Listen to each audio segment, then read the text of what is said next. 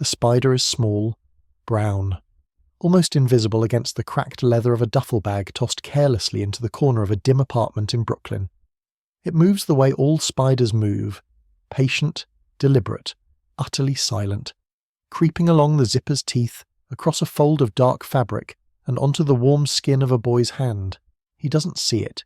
He feels it. A sharp, hot pinch, like a needle dipped in fire, sinks into the flesh between his thumb and forefinger. The boy jerks his hand back, gasps, slaps at the mark already swelling red and angry on his skin.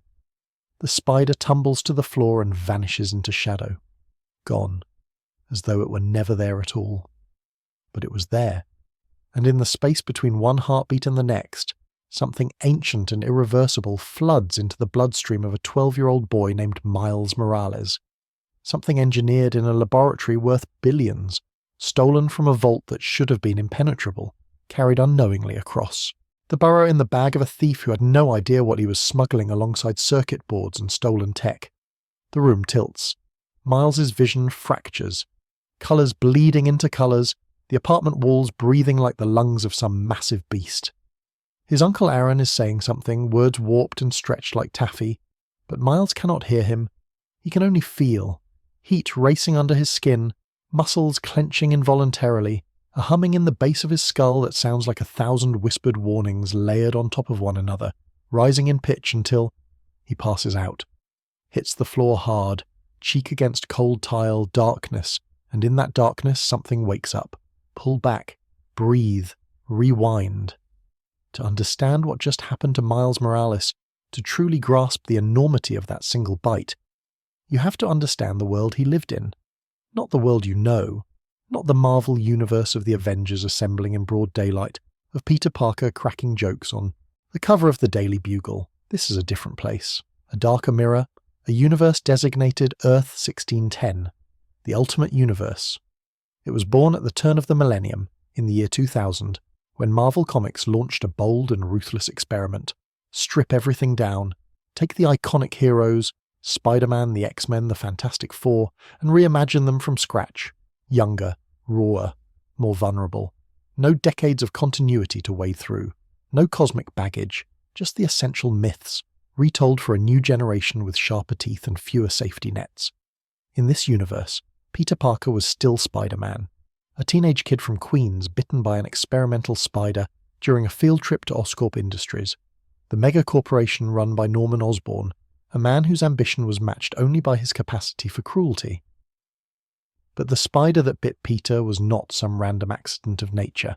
It was the product of the Oz formula, Osborn's masterwork, a genetic, super soldier serum designed to rewrite the fundamental architecture of living organisms at the molecular level. Osborn wanted to create gods. What he got was a spider that turned a scrawny teenager into something extraordinary. But Peter Parker was only ever one spider bite, one miracle, one anomaly pulled from Osborn's sprawling web of experimentation. There were others, other spiders, other specimens bred in the sterile glow of Oscorp's bioengineering division, each one carrying a different iteration of the Oz formula, each one a potential doorway to powers that could reshape the human body. Most of them were contained, catalogued, locked behind reinforced glass in climate-controlled chambers deep in the sub-basements of Oscorp Tower. Most of them. One escaped. Not through its own cunning. Spiders, even genetically enhanced ones, do not plan heists. No, this particular specimen escaped because someone broke in. Someone fast, someone skilled, someone who had made a career of slipping into places he did not belong, and walking out with things that did not belong to him. Aaron Davis, the Prowler. Aaron was not interested in spiders.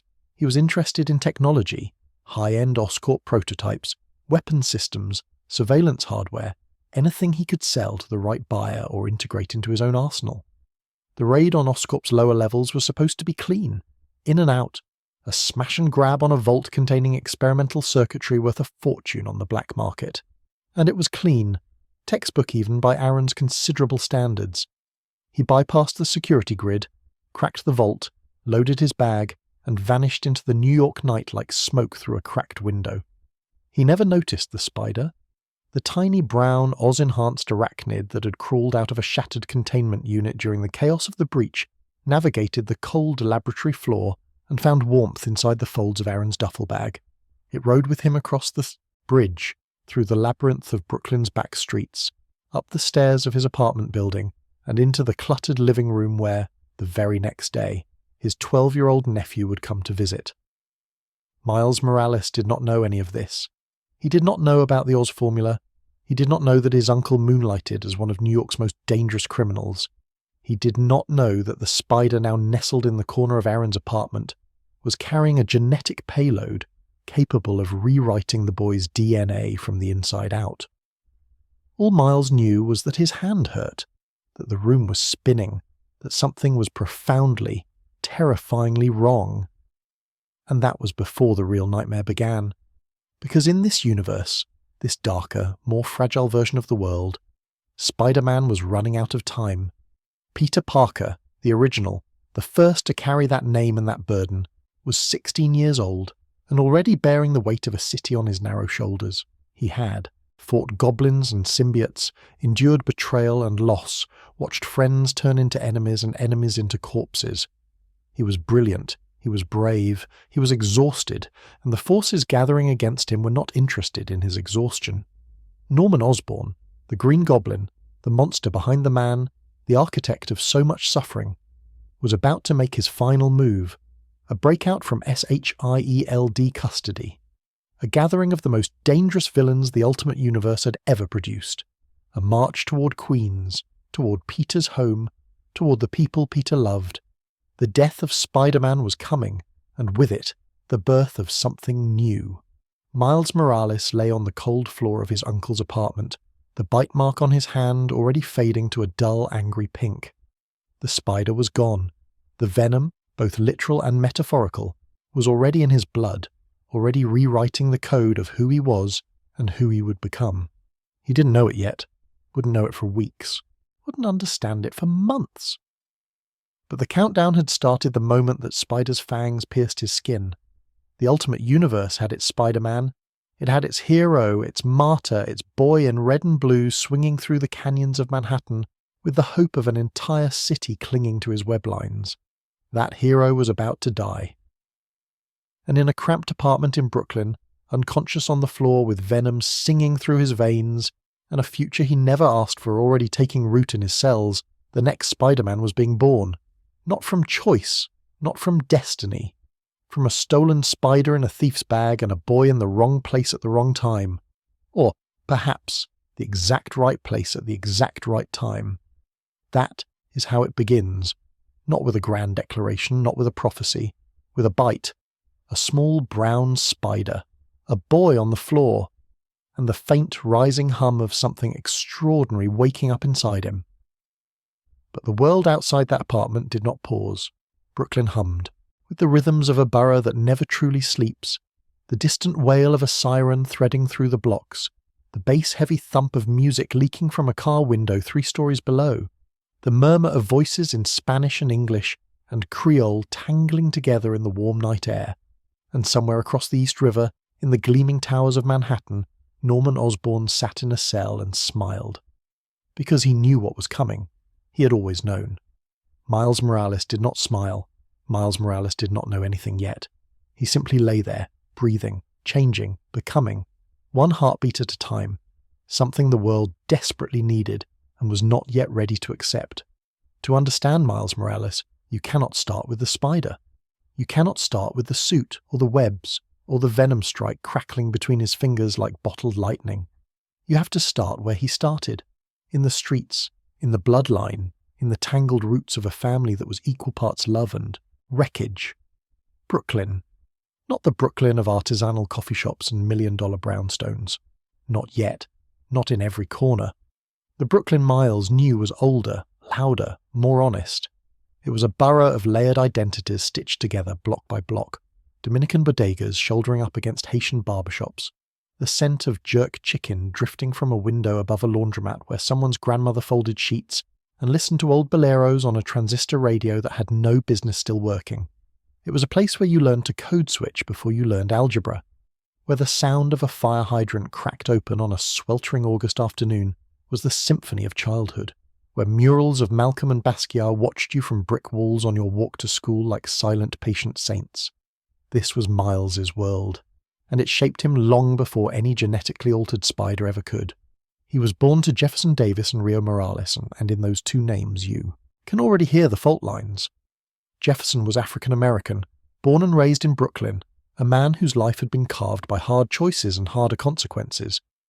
Rio was Puerto Rican, a woman of fierce warmth and quiet resilience, who had come to New York carrying the unshakable belief that her children would have better lives than she did.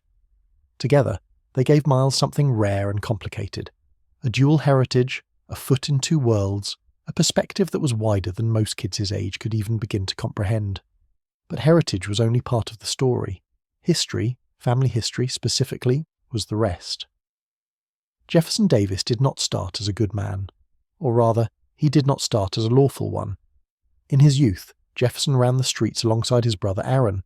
They were a pair, inseparable, reckless, magnetic. They stole, they fought, they built a reputation in Brooklyn's criminal underground that preceded them into every room like the smell of gunpowder. Jefferson was sharp, calculating, the planner. Aaron was bold, volatile, the muscle. Together they were effective. Together they were dangerous. But somewhere along the way, and the exact moment is different depending on who tells the story, Jefferson looked at the trajectory of his life and saw where it ended. A cell, a casket, a headline nobody would remember by the following week. And so he made the hardest choice a man in his position could make. He walked away. Not just from crime, but from his brother. He turned informant for SHIELD, the global intelligence agency that, in the ultimate universe, operated with the ruthless pragmatism of an organization that understood exactly how thin the line between order and chaos truly was. Jefferson fed them information, helped dismantle networks he had once helped build, and in return he got a clean slate, a new life, a badge. Jefferson Davis became a cop, then more than a cop and a man woven into the fabric of law, enforcement with the fervour of a convert. He believed in the system because he had to, because if the system was not worth believing in, then everything he had sacrificed, his brother, his old life, the part of himself that still understood the seductive logic of the streets, had been for nothing. But belief in the system came with a cost. Jefferson developed a deep, almost pathological distrust of anything that operated outside the boundaries of institutional authority. Vigilantes, mutants, costumed freaks swinging through the skyline as though the laws of man and gravity were mere suggestions. He hated them, all of them, and he reserved a special simmering contempt for Spider-Man, the masked teenager who had appointed himself the guardian of New York City without badge, without oversight, without accountability. To Jefferson, Spider-Man was everything wrong with a world that had lost its grip on order. A child playing God in spandex. He had no idea, not even the faintest whisper of suspicion, that his own son would one day wear that mask. And then there was Aaron, Uncle Aaron, the cool uncle, the one who showed up unannounced with a grin and a gift, who took Miles to underground art shows in converted warehouses in Bushwick where graffiti artists turned concrete walls into cathedrals of colour. Aaron was the uncle who taught Miles how to hold a spray can at the right angle, who played him records, real vinyl, dusty and crackling, of artists Jefferson would never have approved of. Aaron was freedom. Aaron was rebellion. Aaron was everything a 12-year-old boy romanticizes when he is too young to understand the price of living outside the rules. Because Aaron Davis had not walked away from the life, not like Jefferson. Aaron had leaned into it, refined it, elevated it into something almost artistic in its precision. He became the Prowler, a thief of extraordinary skill outfitted with a high-tech suit of his own design, specializing in the theft of advanced technology from corporations that, in Aaron's estimation, deserved to be robbed. Oscorp, Roxxon, the military-industrial complex that fed the machinery of a world Aaron viewed with the cold, appraising eye of a man who had decided long ago that if the game was rigged, he might as well play by his own rules. Miles did not know any of this. To Miles, Uncle Aaron was simply the best part of his family, the counterweight to his father's rigidity, the adult who actually listened, the man who made Brooklyn feel like the most exciting place on earth, rather than a stepping stone to somewhere better. The tension between Jefferson and Aaron was an open wound that Miles had learned to navigate with the instinctive diplomacy of a child caught between two opposing gravitational fields. Jefferson forbade contact with Aaron, or tried to.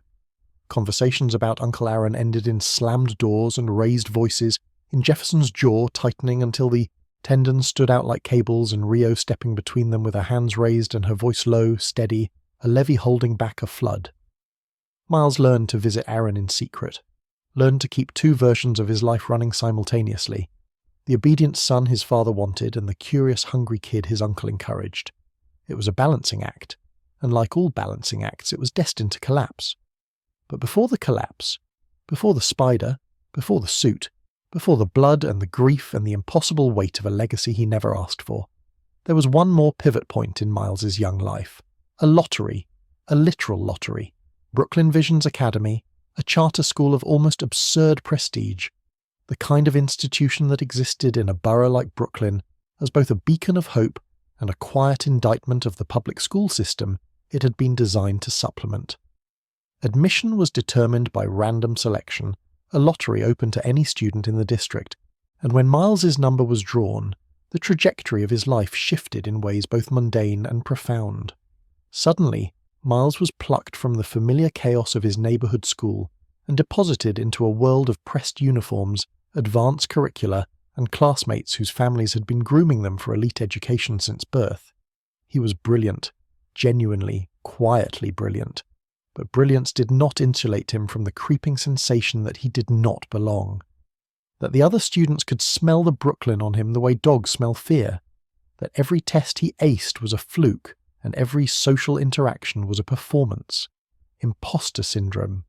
That gnawing, whispering creature that lives in the chest of every kid who's ever been told they are lucky to be somewhere, as though luck were a synonym for charity. Miles carried it with him like a second backpack, invisible but heavy, and it coloured everything: his friendships, his confidence, his willingness to raise his hand in class even when he knew the answer. Jefferson was proud. Fiercely, almost aggressively proud. His son in a prestigious academy. This was the proof that the sacrifice had been worth it. That leaving the streets and betraying his brother and grinding through years of thankless work had produced something good. Rio was proud too, but softer about it. She worried. She saw the way Miles came home quieter some days, the way he picked at his dinner and stared at nothing. She knew the cost of being the outsider in a room full of insiders. She had lived it herself. And Aaron told Miles the truth, or his version of it, that the system was not designed for kids like him, that the lottery was a pressure valve to keep people believing in a meritocracy that did not exist, and that the only real education was the one you gave yourself. It was cynical. It was reductive. And it landed in Miles's chest like a stone in still water, sending ripples through everything he was trying to build. This was the boy, before the bite, before the mask. A 12-year-old Afro-Latino kid from Brooklyn caught between a father who believed in the system and an uncle who burned it for warmth. A student at a school that wanted him on paper but didn't always know what to do with him in person. A son who loved both halves of his family and could not reconcile the war between them. He was smart. He was kind. He was talented. An artist with a spray can. A problem solver with a restless mind. A kid who absorbed the world around him with the wide-eyed hunger of someone who suspected, even at 12, that reality was bigger and stranger and more beautiful than anyone was letting on. And somewhere in the corner of his uncle's apartment, nestled in the folds of a duffel bag that smelled like oil and ozone and secrets, a small brown spider waited. Patient, deliberate, utterly silent. The boy and the spider had not yet met, but the distance between them was closing. One visit. One afternoon. One moment of a hand reaching into the wrong bag at the wrong time, or the right time. It is difficult even now to know the difference. There is a moment, and every hero's story has one, where the myth begins. Not the origin, not the first punch thrown or the first rooftop crossed. The myth. The moment that transforms a person into a legend, a name into a symbol, a life into a story that other people carry forward long after the body has gone cold. For Peter Parker, of Earth 1610, that moment was not his first swing through Manhattan. It was not the night Uncle Ben died in a parking lot with a bullet in his chest, and a lesson lodged permanently in the marrow of a boy who would never forgive himself for letting it happen.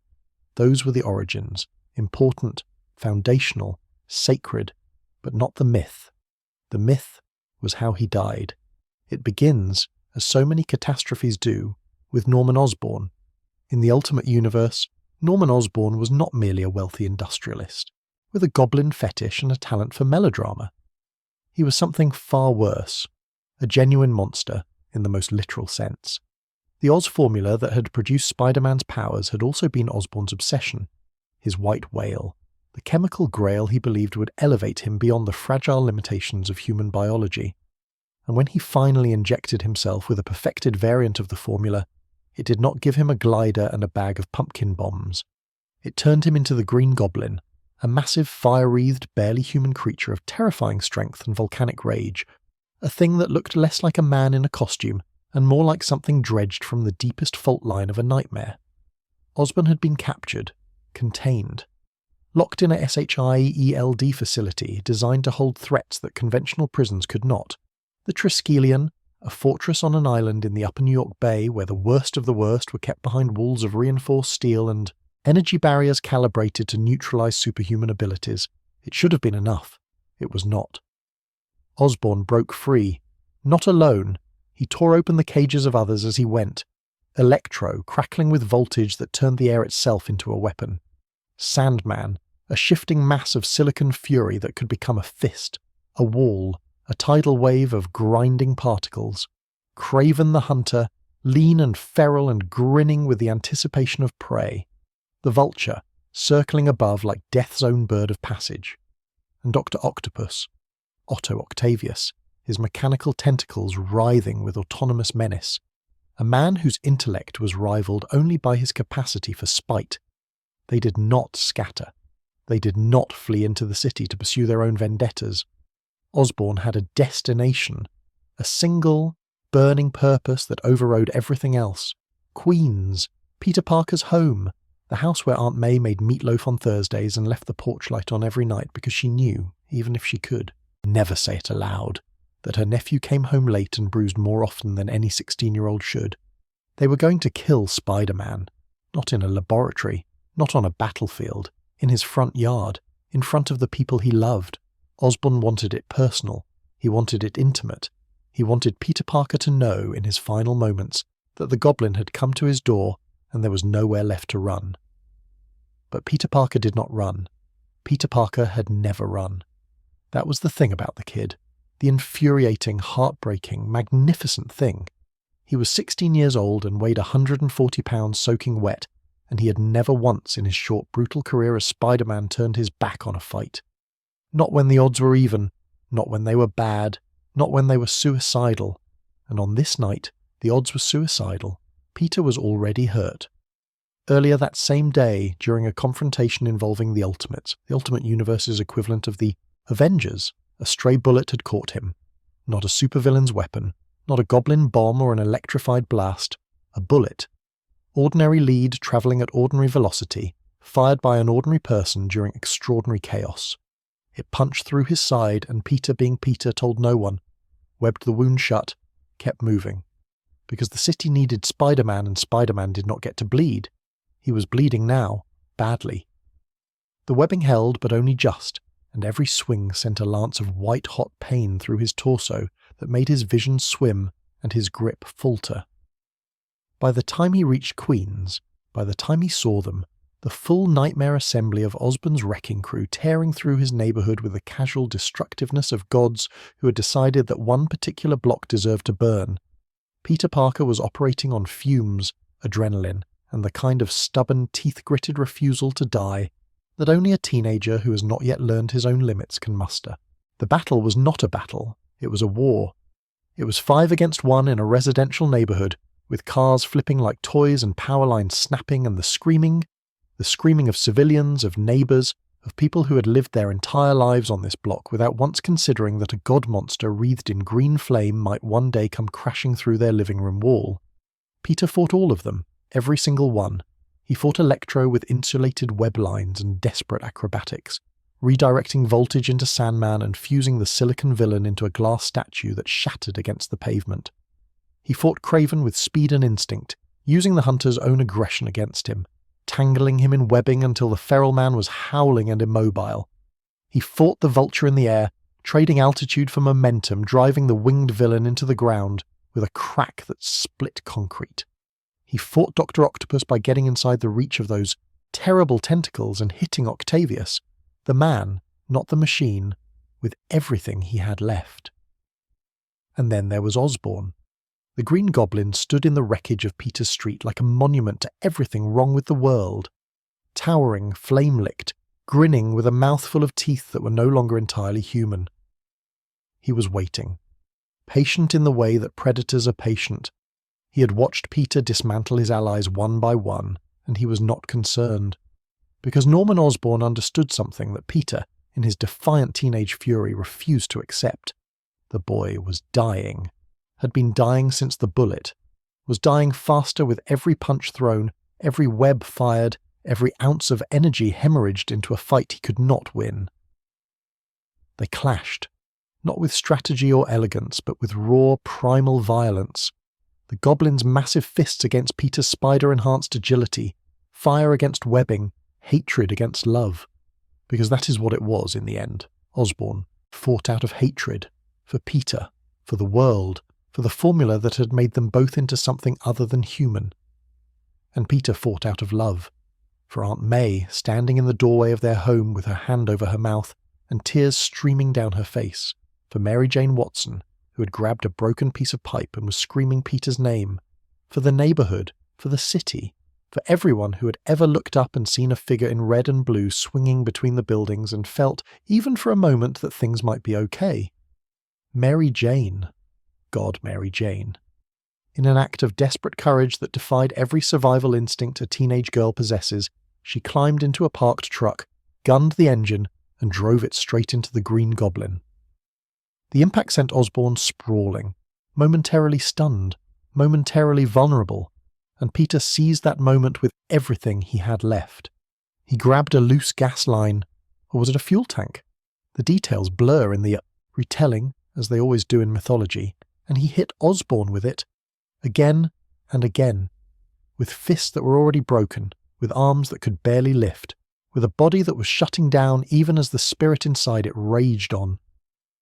The explosion was the last thing, a detonation of fire and force that swallowed them both, the goblin and the spider, the monster and the boy, in a column of flame that lit up the Queen's skyline like a false dawn. When the smoke cleared, Norman Osborn was down, motionless, possibly dead, certainly broken, and Peter Parker was on the ground, on his back, in the street where he had ridden his bicycle as a child, where he had walked to school, where he had once tripped on a crack in the sidewalk and skinned his knee, and Aunt May had kissed it better with the solemn tenderness of a woman who believed that love could fix anything. Mary Jane reached him first. She cradled his head. His mask was torn. His face was visible, young, pale, streaked with blood and soot and the faintest ghost of a smile that had no business being there. Aunt May was beside him. Neighbours were gathering. The sirens were coming, too late as always, their wail rising in the distance like a chorus for a funeral that had not yet been announced. Peter looked up, at Mary Jane, at Aunt May, at the sky above Queens where the smoke was drifting and the first stars of evening were beginning to punch through the haze, and he said it. The last words of the Ultimate Spider-Man, spoken in a voice that was barely a whisper, cracked and fading and carrying more weight than any 16-year-old's voice should ever have to bear. He did it. He could not save Uncle Ben. Not all those years ago, not in that parking lot where the lesson had been branded into his soul, at the cost of the only father he had ever known. But tonight, here, on this street, with these people, he saved them, his family. He finally did it right. Peter Parker died in Mary Jane Watson's arms. He was 16 years old. The city mourned. Not just the capes, not just SHIELD, not just the people who had known his name, the whole city. Vigils sprang up on street corners. The Daily Bugle, which had spent years demonizing Spider-Man, ran a front page that simply read, "A hero." Flowers piled up at the foot of a makeshift memorial in Queens. Children drew pictures of Spider-Man and taped them to lampposts. Grown men wept on subway platforms. The absence was physical. A void in the skyline where a figure in red and blue should have been swinging and was not would never be again. New York City did not have a Spider-Man. And in Brooklyn, sitting on the edge of his bed in his dorm room at Brooklyn Visions Academy, a 12-year-old boy stared at the news coverage on his laptop screen and felt something crack open inside his chest. Not grief. Not exactly. He had not known Peter Parker, had never spoken to Spider-Man. But he had seen the footage. Everyone had. And he had watched a teenager not much older than himself stand in front of monsters and refuse to move. And he had felt, in the marrow, in the gut, in the place where instinct lives, that he should have been there, that he could have helped, that his new, strange, terrifying abilities, the wall crawling, the tingling at the base of his skull, the sparking in his fingertips that he could not yet name or control, could have made a difference. He didn't go. He was too afraid, too confused, too young, too everything, and not enough of anything. And now, Peter Parker was dead. Miles Morales sat in the dark of his dorm room and felt the guilt settle into his bones like lead poured into the hollow spaces of a building's foundation. Heavy, permanent, structural. It would be there for the rest of his life. It would shape every decision he ever made. Every time he put on the mask, every time he threw himself into danger that a sane person would run from every time he chose the fight over it, the flight, it would be because of this night. Because of a dead boy in Queens and a living boy in Brooklyn who believed, with the unshakable conviction of the young and the haunted, that he had let it happen. Peter Parker's death was the end of an era. It was also the beginning of one. The powers came in pieces, not all at once, not in a single glorious transformation like the stories would have you believe, but in fragments, ugly, disorienting, terrifying fragments that turned Miles Morales' daily life into a minefield of involuntary catastrophes. The wall crawling was first. He discovered it in the worst possible way, waking in the middle of the night to find himself clinging to the ceiling of his dorm room at Brooklyn Visions Academy, his fingers and palms adhering to the plaster with a force he could not release, his roommate snoring obliviously below while Miles hyperventilated 12 feet above the floor and tried desperately to figure out how to let go without breaking his neck. When he finally fell, and it was a fall, not a dismount, graceless and painful, he hit the mattress hard enough to knock the frame against the wall and wake half the hallway. He told everyone he had a nightmare. It was not entirely a lie. Then came the strength. Casual, thoughtless, disproportionate strength that announced itself in the way he gripped a doorknob and dented the metal, the way he caught a basketball in gym class and sent 2 kids stumbling backward from the force of impact, the way he crumpled a soda can without squeezing. His body had been rewritten at the molecular level by the Oz formula coursing through his blood, and it did not come with an instruction manual. Miles was a 12-year-old boy piloting a machine he did not understand, and every day brought a new malfunction. The spider sense was the strangest. A buzzing at the base of his skull, insistent, electric, maddening, that flared without warning and for reasons Miles could not decipher. It screamed at him before a car ran a red light 2 blocks away. It whispered when a stranger on the subway stared at him too long. It hummed in the back of a classroom when a teacher was about to call his name. It was a 6th sense tuned to danger. But danger for a 12-year-old is a broad and chaotic spectrum, and the signal-to-noise ratio was, in those early weeks, absolutely devastating. But the powers that truly set Miles apart, the ones that Peter Parker had never possessed, that no Spider-Man before him had ever manifested, those arrived last, and they arrived with violence, the Venom Strike. Miles discovered it during a panic, a confrontation at school, not a supervillain, not a monster, just a bigger kid with a bad attitude and a fist cocked back. And something inside Miles detonated. A crackling surge of bioelectric energy erupted from his hands, arcing through the air like forked lightning and slamming into the other boy's chest with enough force to send him skidding across the cafeteria floor unconscious before he hit the wall. The room went silent. Every eye turned to Miles, and Miles stood there, hands trembling, fingers still sparking faintly with residual energy, and understood with horrible clarity that he was not just strong or fast or sticky, he was dangerous. The camouflage came next, equally involuntary, equally terrifying. In moments of extreme stress or fear, Miles's body simply disappeared. Not teleportation, not speed. His skin, his clothes, his entire physical form shifted to match the environment around him, bending light the way a chameleon bends colour, rendering him functionally invisible to the naked eye. The first time it happened, he was hiding in a bathroom stall during the aftermath of the cafeteria incident, pressing his back against the tile and willing himself to vanish. And he did. Literally. He looked down and could not see his own hands, could not see his own body. For a full, screaming minute, Miles Morales ceased to exist in any visual sense, and the terror of that, of looking for yourself and finding nothing, was a special kind of horror that no amount of comic books could have prepared him for. He needed help.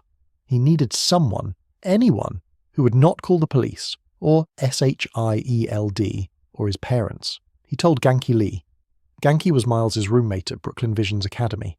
A Korean-American kid with a round face, an encyclopedic knowledge of superheroes and science fiction, and the kind of unflappable temperament that comes from spending your formative years building Lego sets of escalating complexity while the world burns outside your window. Ganki was not cool. He was not athletic. He was not the friend a 12-year-old boy brags about to impress strangers. He was something better. He was loyal. Profoundly, stubbornly, immovably loyal, with a moral compass that pointed true north even when every other needle in the room was spinning. Miles showed him. Wall-crawling first, scaling the dorm room wall while Ganki watched with his mouth open and his eyes the size of dinner plates. Then the camouflage, flickering in and out of visibility like a signal struggling to hold its frequency. Then the venom strike, demonstrated carefully against a pillow that smoked faintly and smelled like burnt cotton afterward. Ganki's response was immediate, enthusiastic, and entirely predictable. Miles was a superhero. Miles had to be a superhero. Miles had powers, and there was a dead Spider-Man in Queens, and the city needed someone, and that someone was obviously, clearly, undeniably Miles. Miles was less certain. Miles was, in fact, terrified. But the guilt, that leaden structural guilt from the night Peter Parker died, was louder than the fear. And so, with Ganki's encouragement and his own conscience screaming at him from the inside, Miles Morales made a decision that would define the rest of his life. He bought a Spider-Man costume, a cheap one, a mass-produced Halloween outfit made of thin polyester and screen-printed with a crude approximation of Spider-Man's classic red and blue design. It was too big. It sagged at the knees and bunched at the waist, and the mask smelled faintly of plastic and factory chemicals. It was, by any objective measure, ridiculous. He wore it anyway. He went out into the night, this 12-year-old boy in a costume that cost $14.99, this child with powers he could barely control and no training whatsoever. And he tried to fight crime. It went badly. He misjudged a wall crawl and fell 3 stories into a dumpster. He tried to stop a mugging and accidentally venom-struck the victim instead of the attacker. He attempted to swing between buildings using a length of rope he had found in a hardware store. Not web shooters, not synthetic webbing, just rope. And nearly dislocated his shoulder when the knot slipped and he swung face first into a fire escape. He was clumsy, untrained, out of his depth, and painfully aware of all 3. And the city noticed, not with gratitude, with anger. Someone was wearing Spider-Man's costume. Someone was out there, in that sacred red and blue, stumbling through the streets of New York like a drunk at a memorial service. And New York, a city still raw with grief, still laying flowers at the foot of Peter Parker's unmarked legacy, did not take it well. The public reaction was swift, vocal, and ugly. Editorial pages called it disrespectful. Talk radio hosts called it a disgrace. Online forums erupted with fury, some of it genuine outrage at the perceived desecration of a hero's memory, and some of it something darker.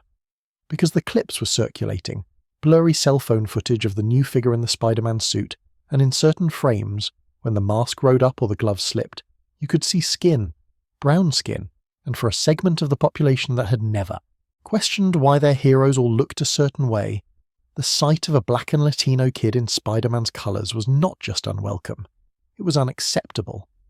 Miles felt every bit of it.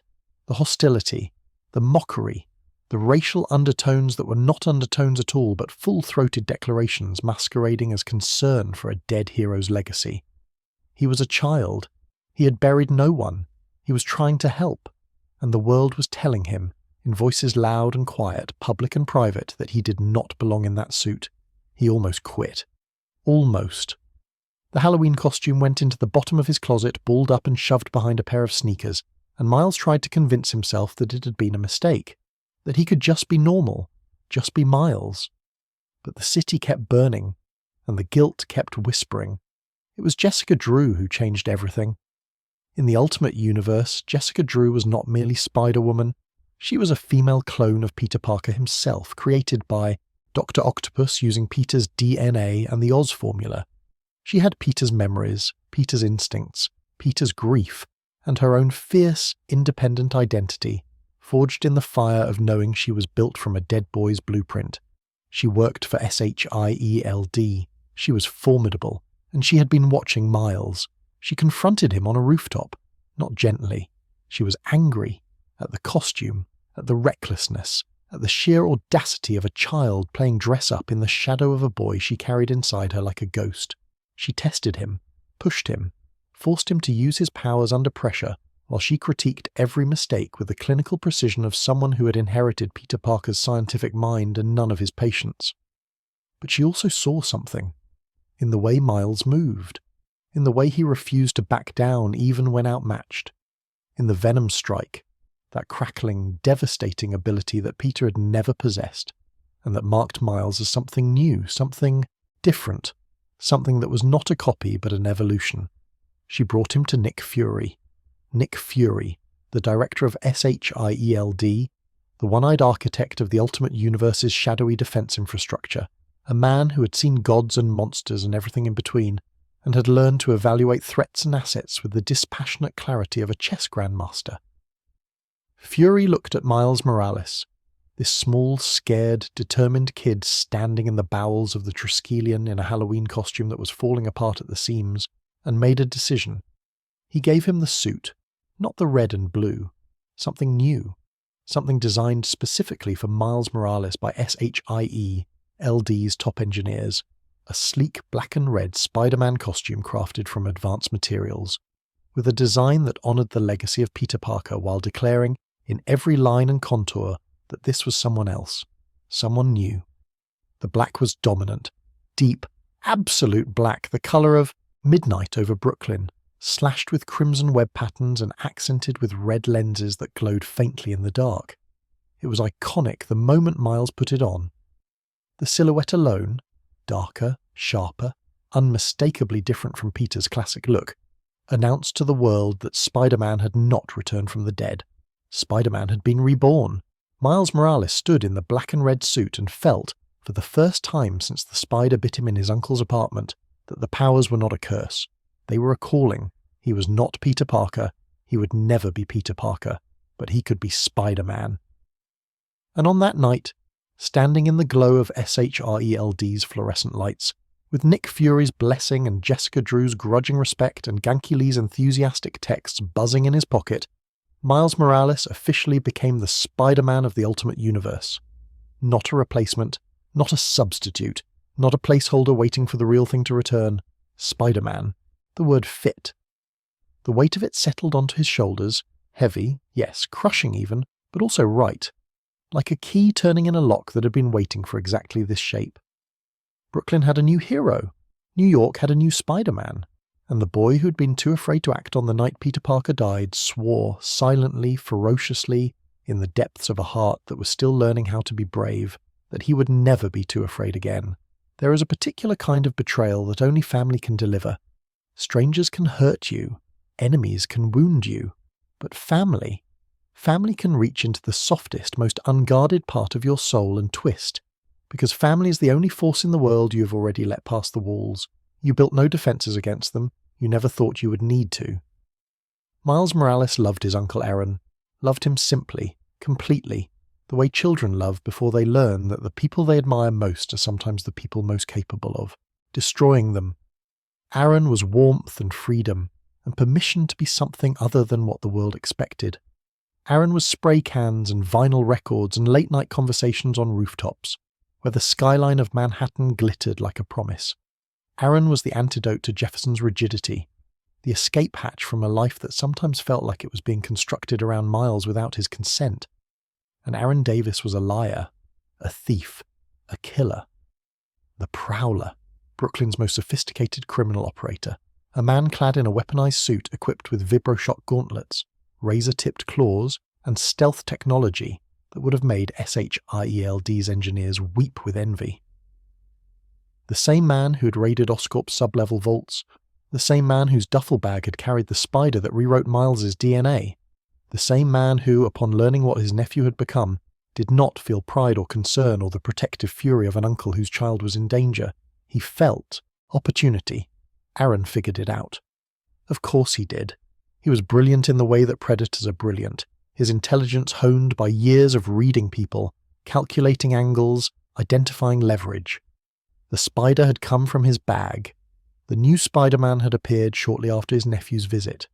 The timing was unmistakable, and Aaron, who had survived decades in the criminal underworld by trusting patterns over coincidence, put the pieces together with a cold, mechanical precision that left no room for doubt. His nephew was Spider-Man. The approach was gradual, calculated. Aaron did not confront Miles with accusations or demand confirmation. He was subtler than that, far subtler. He began by dropping hints, casual references to Spider-Man during their conversations, watching Miles's reactions with the focused attention of a man studying a card player's tells. He mentioned the Oscorp heist, obliquely, as though it were just another job, nothing special, and noted the way Miles's breathing changed, the way his eyes flickered, the way his hands, those dangerous venom-charged hands, tightened almost imperceptibly around the edge of the table. And then, when he was certain, absolutely, mathematically certain, Aaron made his move. He did not ask Miles to be a hero, he asked Miles to be a weapon. The pitch was framed in the language of justice, of course. Aaron was too smart to lead with naked self-interest. He spoke of corrupt businessmen, of criminals who operated above the law, of powerful people who exploited the weak and would never face consequences through legitimate channels. He told Miles that there were targets, specific individuals, specific organizations, that needed to be dealt with, and that Spider-Man was uniquely positioned to deal with them. It would be righteous, Aaron insisted. It would be cleaning up the streets in a way the police never could. It would be heroism just directed, focused, strategic. What Aaron did not say, what he buried beneath the rhetoric like a landmine under fresh soil, was that these targets were his rivals, his competitors, the people who stood between Aaron Davis and total dominance of Brooklyn's criminal underground. He was not asking Miles to be a hero. He was asking Miles to be his enforcer, his personal weapon of mass destruction, a superpowered teenager who could dismantle Aaron's enemies while Aaron consolidated power in the vacuum left behind. Miles almost fell for it. Almost. Because the voice making the pitch was his uncle's voice, and his uncle's voice had always meant safety, always meant truth, always meant the one adult in his life who actually understood him. The temptation was not just strategic, it was emotional. It was the longing of a boy who desperately wanted to believe that his uncle was good, that the Prowler was a costume and not the man, that the darkness he had begun to suspect in Aaron was just shadow and not substance. But Miles was not stupid, and he was not naive. Not anymore, not after Peter Parker's death, not after the suit and the responsibility and the slow, grinding education in what it actually meant to stand for something. He began to see the pattern. The targets Aaron suggested were not oppressors or tyrants. They were drug dealers, arms traffickers, crime bosses, people who operated in the same sphere Aaron did, people whose elimination would benefit one person above all others, Aaron himself. Miles said no. The word landed between them like a grenade with the pin pulled. No. Simple, quiet, absolute. A 12-year-old boy looking his uncle in the eye and refusing for the first time in his life to follow where Aaron led. Aaron's mask slipped. Not the Prowler's mask. The other one. The one he wore every day. The one made of warmth and charisma and avuncular affection. Behind it was something Miles had never seen before. Cold, calculating fury. The look of a man who has invested time and resources into an asset that has just declared itself independent. And then came the threat. Aaron told Miles, in a voice stripped of all pretense, all warmth, all the comforting fiction of family loyalty, that if Miles did not cooperate, if he continued to refuse, Aaron would tell Jefferson everything, that his son was Spider-Man, that his boy was out there every night in a costume, dodging bullets and throwing punches and risking his life in the name of a dead teenager from Queens. Aaron knew what that information would do to Jefferson, knew it would shatter the man, knew it would ignite every fear, every rage, every protective instinct in Jefferson's body and turn it against Miles. It was not just a threat. It was a surgical strike aimed at the most vulnerable point in Miles's life. The relationship with his father that was already strained to the point of fracture. Blackmail. From his own blood. Miles's response was not verbal. It was physical. The venom strike crackled, to life in his fists, not by choice, not by conscious activation, but by the sheer overwhelming force of emotion surging through a body that had been engineered to convert adrenaline into lightning. The confrontation exploded from conversation into combat in the space of a single breath, and suddenly nephew and uncle were no longer family. They were enemies.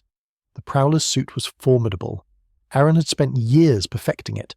The vibroshock gauntlets that could shatter concrete and rupture eardrums, the stealth field that bent light around his body, the razor claws that could slice through steel cable-like thread. He was experienced, ruthless, and fighting with the desperation of a man whose entire operation depended on controlling the most powerful asset in Brooklyn. He did not pull his punches, he did not hesitate. He fought his 12-year-old nephew with the full lethal intent of a professional killer. Miles fought back with everything he had, which was considerable, if unrefined. The venom strike, the camouflage, the raw, terrified strength of a boy who had just learned that the person he loved most in the world was willing to destroy him. They tore through Brooklyn, crashing through walls, across rooftops, down fire escapes that buckled under their combined weight. The neighborhood shook with the violence of it, car alarms screaming, windows shattering, civilians scattering like startled birds from the path of a storm they could not comprehend. It ended on a rooftop. Aaron cornered Miles, or thought he had. The Prowler's gauntlets charged, vibrating at a frequency designed to liquefy bone, and Aaron lunged. Miles dodged. A desperate, instinctive sidestep that put him just outside the arc of the blow, and Aaron's gauntlets, overcharged, pushed beyond their operational limits by the fury of the fight, struck nothing but air and kept going. The feedback loop hit instantly. A catastrophic malfunction that sent the vibroshock energy cascading back through Aaron's own suit, through his arms, through his chest, through every system in the armor simultaneously. The sound was terrible. A high-pitched whine that climbed beyond the range of human hearing and then collapsed into a concussive thud that Miles felt in his teeth. Aaron staggered. The suit sparked, smoked, died. And Aaron, the man inside the machine, the uncle behind the mask, crumpled. Miles caught him. Of course he caught him. Even now, even after the threats and the manipulation and the violence, Miles caught his uncle and lowered him to the concrete and held him and felt the man's weight. So much lighter than it should have been, as though the suit had been carrying more of Aaron than Aaron himself, settle against his chest. Aaron was dying. The gauntlet malfunction had sent a massive electrical surge through his body, stopping his heart, frying his nervous system, doing damage that no amount of spider-enhanced strength could undo. Miles held him and begged him to hold on, begged the universe to reverse what was happening, begged with the raw, incoherent desperation of a child watching the last bridge between himself and innocence burn to ash. Aaron looked up at his nephew, at the mask, at the boy behind it, and with his final breath, the last words Aaron Davis would ever speak, he delivered a wound deeper than any vibroshock gauntlet could inflict. "You're just like me." 3 words. A curse disguised as an observation. A dying man's final act of cruelty, or honesty, depending on how you choose to hear it. You are just like me. You are violence. You are darkness. You are the Davis blood, the criminal instinct, the capacity for destruction that runs through this family like a fault line through bedrock. Everything you are, everything you will become, is me. My legacy, my inheritance, my shadow. Aaron died. Miles held him. The rooftop was silent except for the distant wail of sirens and the soft, hitching sound of a 12-year-old boy trying not to scream. Those words burrowed into Miles's psyche like a parasite. They nested there, in the dark spaces between confidence and doubt, and they whispered to him in the quiet hours, when he couldn't sleep, when a fight went wrong, when his fist clenched and the venom strike sparked and he felt, for just a moment, the intoxicating pull of power unchecked by conscience. You're just like me. The fear that he was not a hero but an accident, that the spider had bitten the wrong boy, that the Davis blood was destiny and everything else, the suit, the name, the mission, was just theatre, a costume over a truth he could not outrun. And then Jefferson arrived. He came to the scene as a cop, not a father, badge on his belt, weapon drawn, following the sound of destruction to its source. What he found was Spider-Man standing over the body of his brother, Aaron Davis, dead, and Spider-Man, this masked vigilante Jefferson had hated for years, this symbol of everything lawless and unaccountable, was the last person seen with him.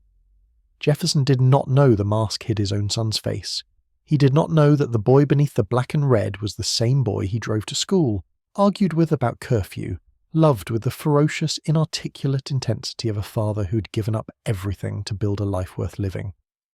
All Jefferson knew was that his brother was dead and Spider-Man was standing over the body. The hatred crystallized. What had been a general distrust of vigilantes became something intimate and poisonous, a personal vendetta that would define Jefferson Davis for years to come. Spider-Man killed my brother. That was the story. That was the truth Jefferson carried, and every time he looked at the masked figure swinging through the Brooklyn skyline, he saw Aaron's body on that rooftop and felt the grief curdle into rage. Miles could not tell him, could not explain, could not bridge the gulf between the father who mourned and the son who carried the same grief in silence, compounded by the knowledge that he was responsible, not for Aaron's choices, not for the malfunction, but for the fight, for the confrontation that led to the rooftop, that led to the gauntlets, that led to the death. Two secrets now, Spider-Man's identity, and the truth about how Aaron Davis died. Miles carried them both, alone, in the dark, in the suit that suddenly felt heavier than it ever had before. A hero is measured by the villains he survives, not defeats, survives. Because defeating a villain implies a clean ending, a final panel, a decisive blow that settles the matter and lets the hero walk away whole. Survival is messier. Survival means taking the hit, feeling the damage, carrying the scar tissue forward into the next fight and the fight after that and the fight after that, until your body is a map of everything that has ever tried to destroy you and failed, not because you were stronger, but because you refused, with irrational and magnificent stubbornness, to stay down. Miles Morales was about to be measured. The Ultimate Universe did not wait for its new Spider-Man to finish training. It did not offer him a grace period, a tutorial level, a gentle introduction to the realities of being a costumed superhero in a city that manufactured nightmares on an industrial scale. The villains came, and they came hungry, and Miles, still reeling from his uncle's death, still learning the limits of his own powers, still a child in every way that mattered, had no choice but to meet them. The Scorpion came first, not the version most readers know, not McGargan in a green suit with a mechanical tail, trading blows with Peter Parker on the rooftops of mainstream Marvel. The Ultimate Scorpion was something rawer, more grounded, more immediately terrifying.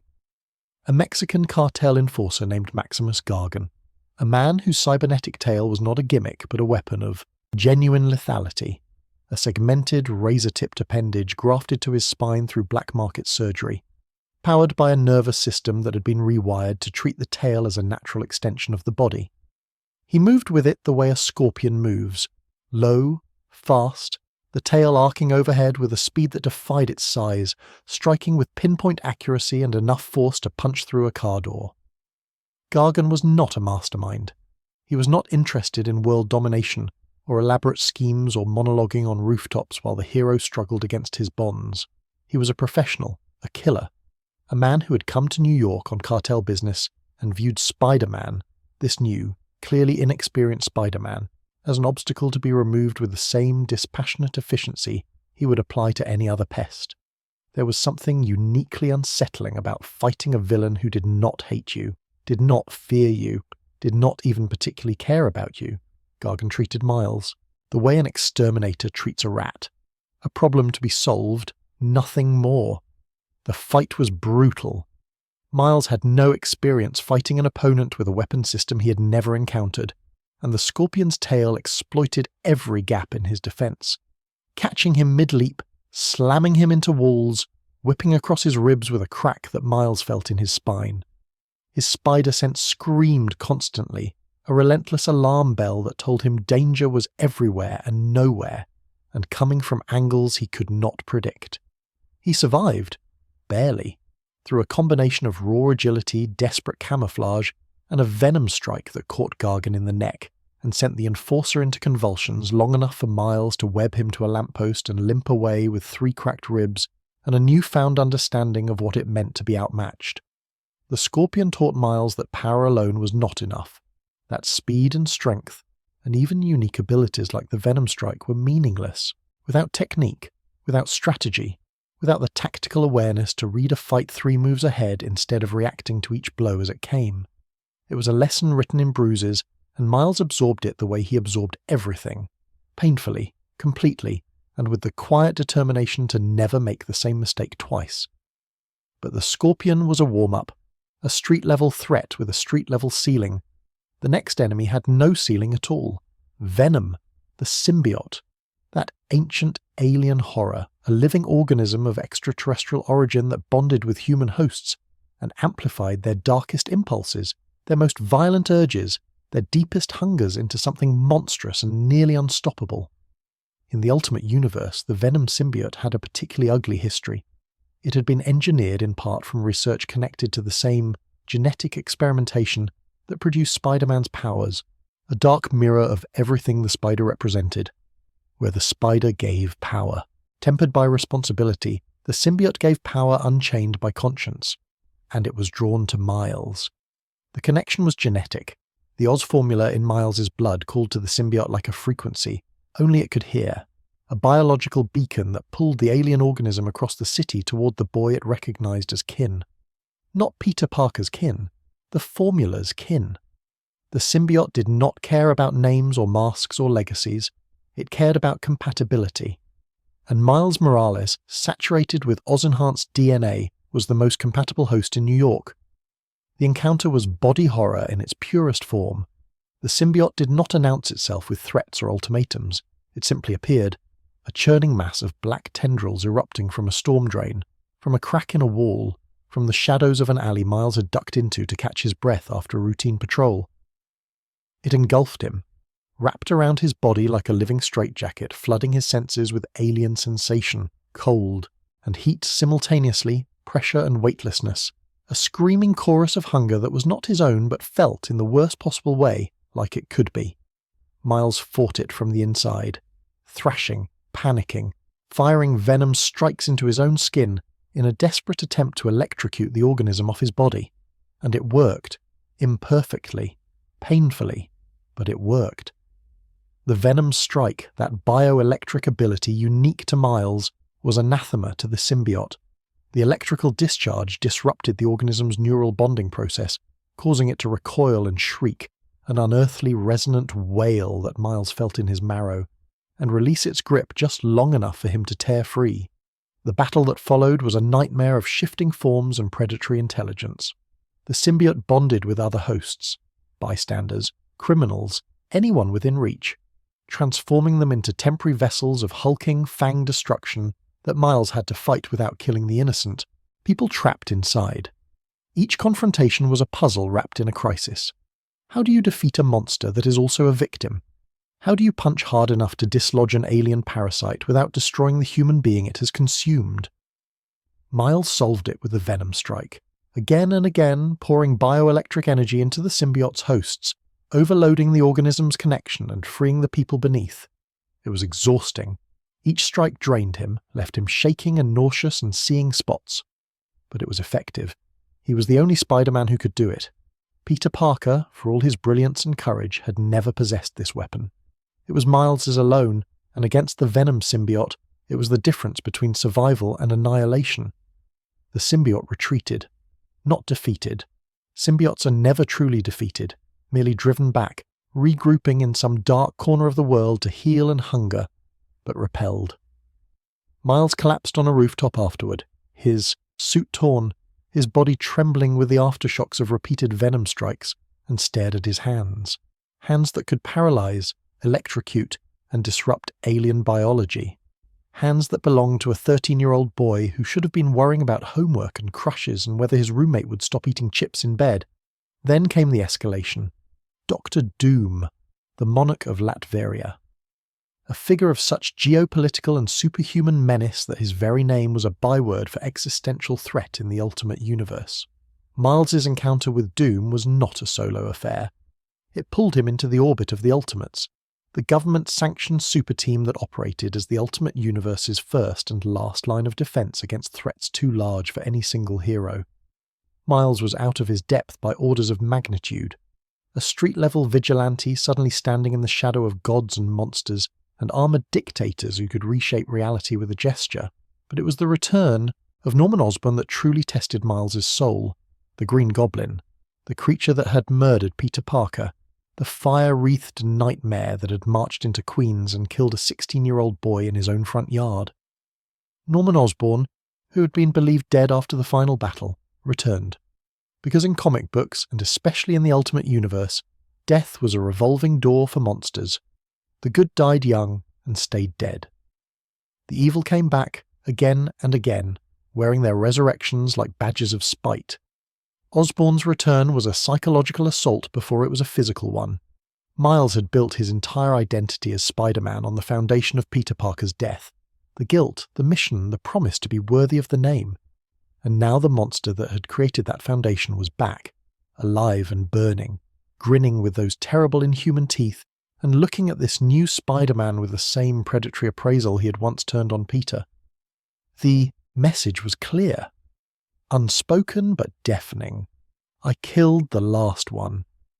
What makes you think you will be any different? Miles fought him, not with Peter's experience or Peter's training or Peter's years of accumulated tactical knowledge. Miles fought the Green Goblin with fear and fury and the venom strike and the camouflage and every ounce of power in his young body. And he did something Peter Parker never got the chance to do. He won. Not easily, not cleanly. The battle left Miles broken in ways that did not show on the surface. Bruised bones, torn muscles, a ringing in his ears that lasted for days, and a tremor in his hands that returned every time he closed his eyes and saw those flames reflected in the Goblin's eyes. But he won. He stood over Norman Osborn's unconscious form and felt, for the first time since he put on the mask, that he was not living in Peter Parker's shadow. He was Spider-Man, not a substitute, not a placeholder, not a boy playing dress-up in a dead hero's identity. He had faced the creature that killed his predecessor, the ultimate test, the final exam that the universe had been building toward since the night Peter died, and he had passed. The rogues gallery would continue to grow. New threats would emerge, some street level, some cosmic, some deeply personal. But this was the gauntlet that forged Miles Morales from a promising but uncertain hero into something harder, sharper, more resilient. Each villain left a mark. Each fight cost something, and Miles paid the price every time. Not because he wanted to, but because the alternative was to let someone else pay it instead. Someone who could not crawl up walls or turn invisible or channel lightning through their fingertips. He was still a kid. Bruised, exhausted, terrified on the inside even when his fists crackled with enough electricity to drop a grown man. But he kept getting up. That was the thing. The essential, defining, non-negotiable thing about Miles Morales. He kept getting up. Every time the ground hit him, and it hit him often, he found his feet and faced the next horror with the same stubborn, teeth-gritted refusal to quit that had defined Spider-Man since the very first time a boy in a mask decided that great power and great responsibility were two halves of the same unbreakable promise. The villains came, Miles survived, and with every scar the legend grew. Imagine carrying a dead man's name. Imagine wearing his colours, walking his streets, fighting his enemies, inheriting his mission, all while knowing that you never met him. never shook his hand, never heard his voice outside of news footage and shaky cell phone videos uploaded by strangers. You built your entire identity on the foundation of a person you knew only as a ghost, a headline, a body on the evening news. You honoured him every night you put on the mask. You failed him every time you fell short. You spoke to him in the silence of your own head, asking questions he could never answer, seeking approval he could never give. And then, one day, he walks through a door, alive, standing right in front of you. Not your version of him, not the boy who died in Queens at 16, but him, Peter Parker, older, wiser, whole, looking at you with an expression you cannot read and a weight behind his eyes that suggests he has seen things no spider sense could have warned him about. This is what happened to Miles Morales in the year 2012, when the walls between universes cracked open and the impossible walked through. The Spider-Man crossover. A story that should not have worked. A gimmick, a stunt, a marketing exercise in smashing two versions of the same brand together and hoping the collision produced something other than debris. But it did work.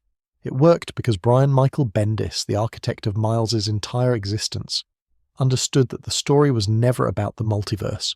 It was never about the dimensional rift or the villain who caused it, or the mechanics of how a man from one reality could physically manifest in another. It was about a boy meeting the man whose death made him who he is. The rift was Mysterio's doing. Quentin Beck, the master of illusion, the special effects wizard turned supervillain, had discovered a way to breach the barrier between Earth 616 and Earth 1610. His motives were characteristically theatrical and self-serving. He intended to exploit the dimensional crossing for profit and power, operating as a criminal in a universe where no one knew his face or his tricks. But the rift he tore was larger than he anticipated, more unstable, more dangerous, and the first person to stumble through it was not a villain or a cosmic entity or a god. It was Peter Parker, the adult Peter Parker of the mainstream Marvel universe. Earth 616's Spider-Man, a man in his late 20s who had been doing this for over a decade, who had buried friends and fought gods and been broken and rebuilt so many times that his skeleton was practically held together by scar tissue and stubbornness. He fell through the rift mid-swing, expecting to land on a Manhattan rooftop, and instead found himself in a Manhattan that looked almost right but felt profoundly wrong. The skyline was slightly different. The billboards advertised brands he did not recognize. The air tasted like a city that had been through something terrible and was still picking up the pieces. And then he learned the truth. Peter Parker, his counterpart, the Peter Parker of this universe, was dead. Had been dead for over a year. Had died at 16, fighting the Green Goblin in a battle that had become the defining tragedy of this world's superhero community. The adult Peter stood in front of a memorial, a wall of flowers and photographs and handwritten notes from people who had loved a boy they never knew. He read the tributes. He saw the face, younger, softer, unmistakably his own, staring back from a photograph pinned beneath a wilting bouquet of bodega carnations. Peter Parker visited his own grave, let that settle, a man standing over a headstone that bears his name, reading dates that are not his but belong to someone who shared his blood, his powers, his burden, and who died carrying it before he was old enough to vote. The grief was not abstract. It was visceral, personal, immediate. The existential horror of confronting the death of a self you never knew existed, a version of you that drew the short straw in a cosmic lottery you did not know you had entered. He wept, quietly, in a cemetery in Queens, because that is what you do when you find out that in another life you died a child. And then he heard about the new Spider-Man. The reaction was complicated. Peter Parker, the adult, the veteran, the man who had carried the name longer than anyone, had strong feelings about the legacy of Spider-Man. It was his name, his mission, his uncle's death, that had given it meaning. And now, in this universe where his younger self had paid the ultimate price, some kid had picked up the mantle and was swinging through the city in a black and red suit that looked nothing like the one Peter had designed. He found Miles, or Miles found him. The details vary in the retelling. Rooftop encounters have a way of blurring in memory, each participant convinced they spotted the other first. What matters is the meeting. A grown man in red and blue standing across from a teenager in black and red, both wearing the same symbol on their chest, both carrying the same impossible weight on their shoulders, and neither quite knowing what to say. Peter's first instinct was skepticism, not cruelty. Peter Parker was constitutionally incapable of cruelty toward a child, but skepticism born of protectiveness. This kid was young, younger than Peter had been when he started, and Peter had started too young. The way Miles moved, fast but unpolished, powerful but inefficient, told Peter everything he needed to know about the boy's training, which was to say, there was almost none. Miles was raw talent wrapped in good intentions, held together by willpower and guilt and the kind of reckless courage that gets teenagers killed. Peter had buried one version of himself already today. He was not interested in watching another one die. But they had a problem to solve. Mysterio was operating in both universes, exploiting the dimensional breach for profit, and the rift itself was unstable, growing, threatening to tear both realities apart if left unchecked. The mission required cooperation, and cooperation required trust, and trust between a veteran Spider-Man and a rookie Spider-Man separated by a dimensional wall and a decade of experience did not come easily. They fought Mysterio together, and in the fighting, in the shared rhythm of combat, in the way Miles's camouflage saved Peter from an ambush he did not see coming, in the way Peter's experience guided Miles through tactical situations that would have overwhelmed him alone, something shifted. The skepticism softened. The distance closed. Peter began to see Miles not as a pretender or a replacement, but as something he had never considered. A successor. A continuation. A boy who had looked at the void left by Peter Parker's death and decided, with no training and no support and no reason to believe he would survive, to fill it. There were moments of levity between the battles, and because Peter Parker in any universe cannot resist a quip, and Miles, despite his youth and his nerves, had inherited the wisecracking gene that seemed to come standard with the spider bite. They traded jokes. They compared web shooting techniques. Peter's mechanical web shooters versus Miles's identical technology, both marvelling at the convergent evolution of Spider-Men across dimensions. They argued about the suit. Peter thought the black was too dark. Miles thought the red and blue was too bright, and neither would concede the point. But beneath the banter, something deeper was forming. A recognition. Peter saw in Miles the same fire that had driven him as a teenager, the same refusal to accept that the world's cruelty was inevitable, the same bone-deep belief that one person in a mask could make a difference. And Miles saw in Peter something he had been starving for since the night he put on the suit. Proof. Proof that Spider-Man could survive, that carrying the name did not guarantee an early grave, that it was possible to bear this burden and live. The climax of the crossover was the defeat of Mysterio and the sealing of the dimensional rift. The logistics are less important than the aftermath. The moment when the rift was closing and Peter Parker had to go home, had to step back through the door between worlds knowing it might never open again. He turned to Miles. This kid. This scared, brave, extraordinary kid standing on a rooftop in Brooklyn in a suit designed for someone who did not exist yet when Peter first put on his own mask. And Peter told him. He told Miles that he was worthy, that the name Spider-Man, that impossible, beautiful, crushing name, belonged to him, not as a loan, not as a placeholder, as a right, earned through sacrifice and courage and the willingness to stand up when every rational impulse screamed at him to stay down. Peter Parker, the original, the first, the man who had more claim to that name than anyone alive in any universe, looked Miles Morales in the eyes and told him that he was Spider-Man. The validation hit Miles like a physical force. He had been carrying the doubt for so long, the whispered accusations from the public, the ghostly weight of Peter's legacy, Aaron's dying curse, his own relentless inner critic insisting that he was a fraud. And here, now, from the one person whose opinion mattered more than any other, came the three words he needed most. You are worthy. Miles did not cry, or if he did, the mask hid it. But his voice cracked when he said thank you, and Peter heard it, and that was enough. Peter stepped through the rift. It sealed behind him. The sky over Brooklyn knitted itself back together, the faint shimmer of dimensional instability fading like heat haze on asphalt. Miles stood alone on the rooftop, the city sprawling beneath him in every direction, and felt something he had not felt since before the spider bite. Peace. Not the absence of fear, not the end of doubt, just a quiet, steady warmth in the center of his chest that said, "You belong here.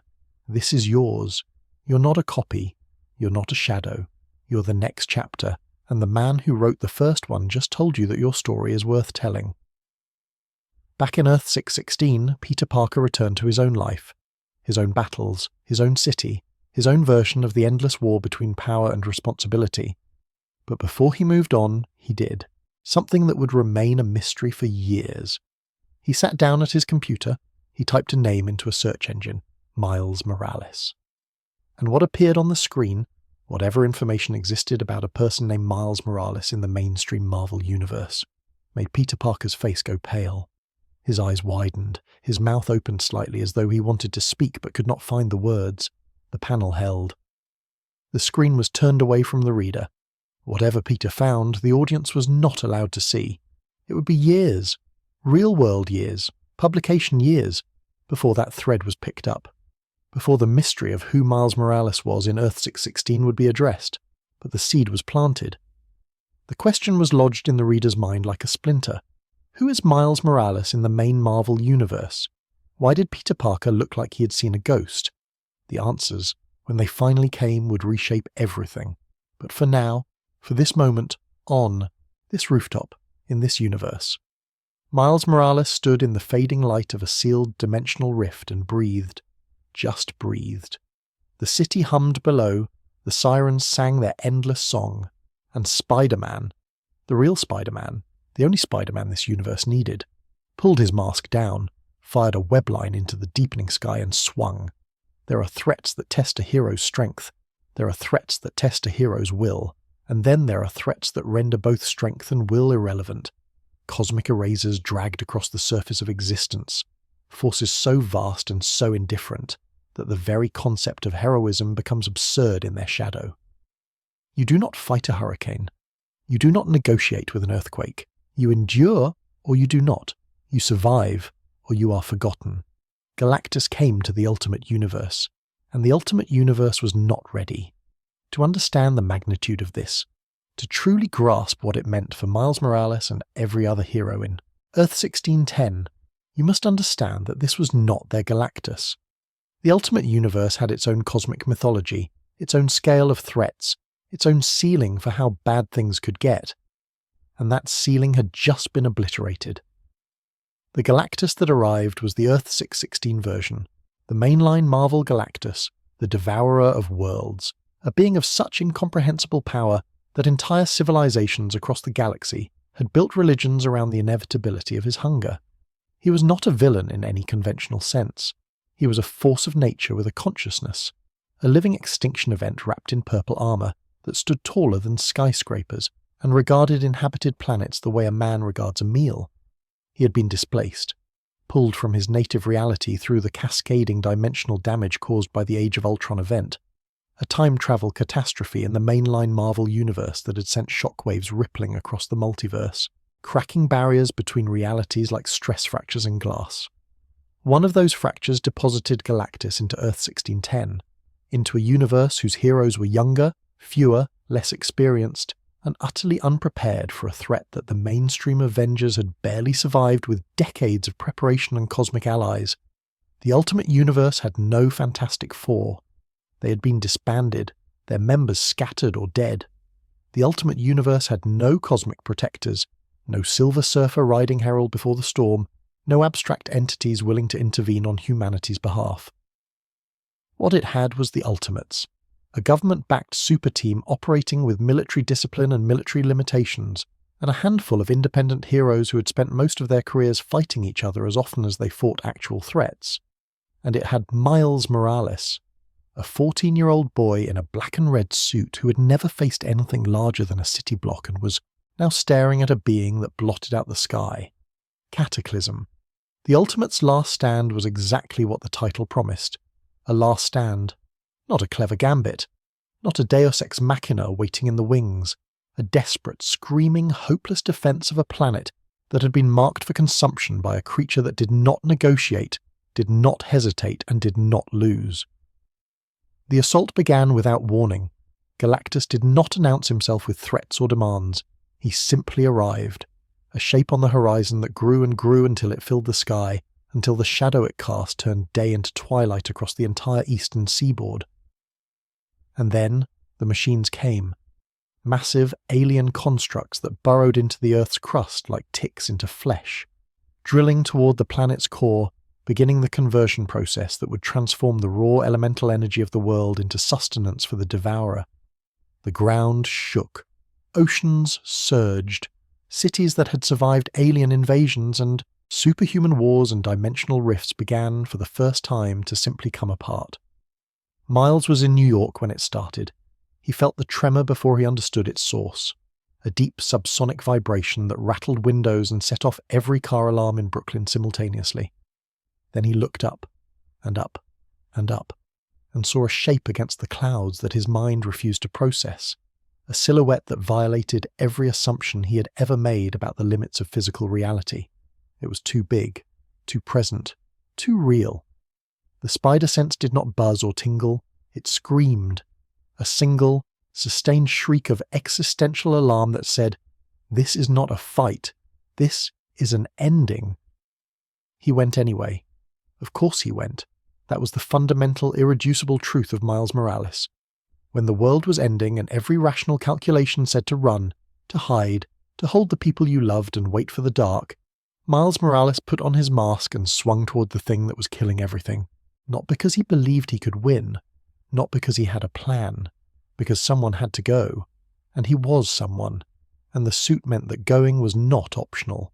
The battle, if it could be called a battle, if the word had not been rendered meaningless by the scale of the opposition, was a catastrophe. The Ultimates threw everything they had at Galactus, Iron Man's arsenal, Thor's lightning, the combined military might of every nation that could scramble jets and launch missiles in time. It was like throwing pebbles at the ocean. Galactus did not even acknowledge the attacks. His machines continued to drill. The planet continued to die. Miles fought the ancillary threats, the smaller constructs, the energy discharges, the collateral destruction that rained down on a city full of people who had nowhere to go. He pulled civilians from collapsing buildings. He web-slung children away from falling debris. He used his Venom strike to short-circuit alien technology that was burrowing through the foundations of apartment complexes. It was not heroism on a cosmic scale. It was heroism on a human scale. One person at a time, one life at a time, in the shadow of a god that could not be punched into submission. Heroes died. Not background characters, not nameless soldiers. Heroes. People Miles had fought beside. People whose names he knew, whose faces he had seen unmasked at briefings and strategy sessions. The Ultimate Universe had always been more willing to kill its characters than the mainstream continuity, and Cataclysm was no exception. The death toll among the superhuman community was staggering, and each loss sent a shockwave through the survivors that compounded the physical devastation with emotional devastation until the two became indistinguishable. The solution when it came was not a victory, it was a reprieve. Reed Richards, the Ultimate Universe's version of Mr. Fantastic, a man whose intellect had been pushed to the edge of madness by years of loss and failure, devised a plan to send Galactus back to the dimension he came from. Not defeat him, not kill him, simply remove him, like extracting a bullet from a wound. The damage was done, but at least the cause would be gone.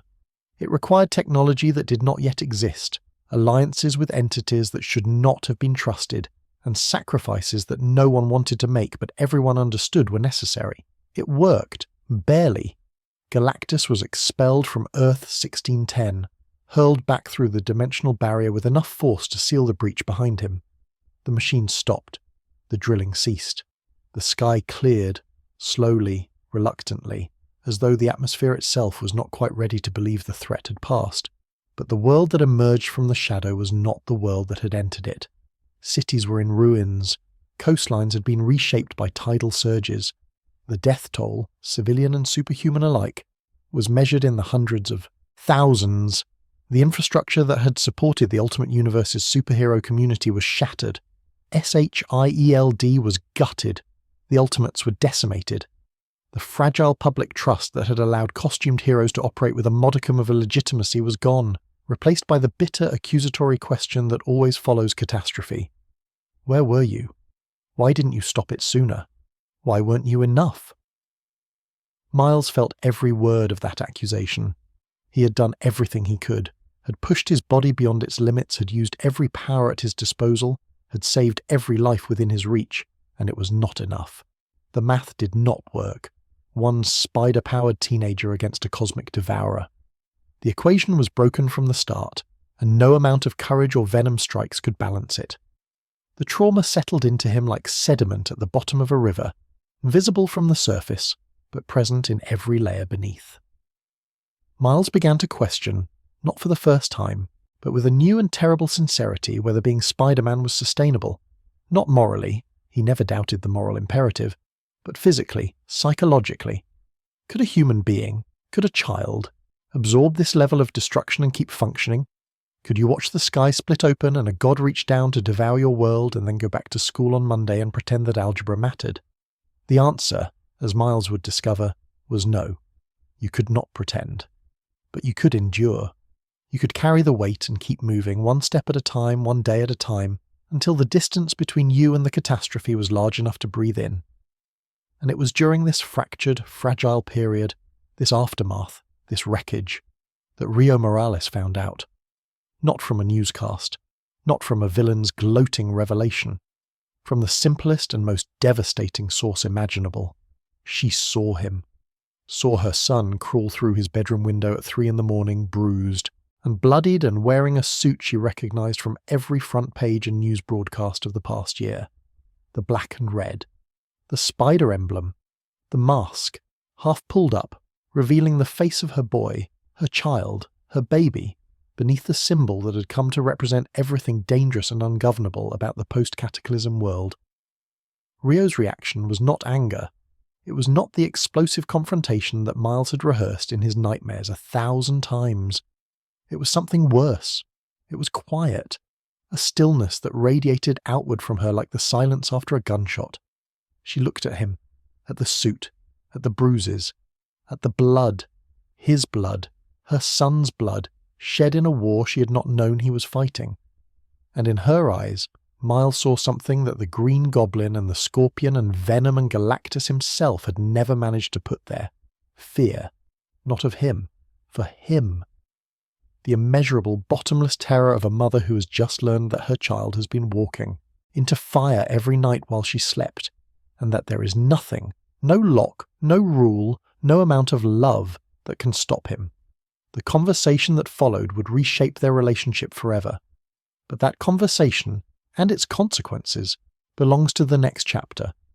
Because what came after Cataclysm was not recovery. It was loss. The kind of loss that breaks a hero not at the body, but at the soul. And Miles Morales was about to learn that the universe was not finished taking from him. There is a hierarchy of pain in the mythology of superheroes. Broken bones heal, bruised egos mend.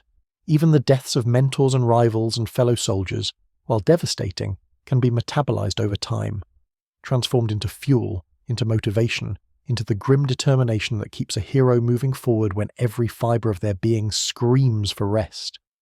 These are the wounds that make heroes harder, sharper, more resolved.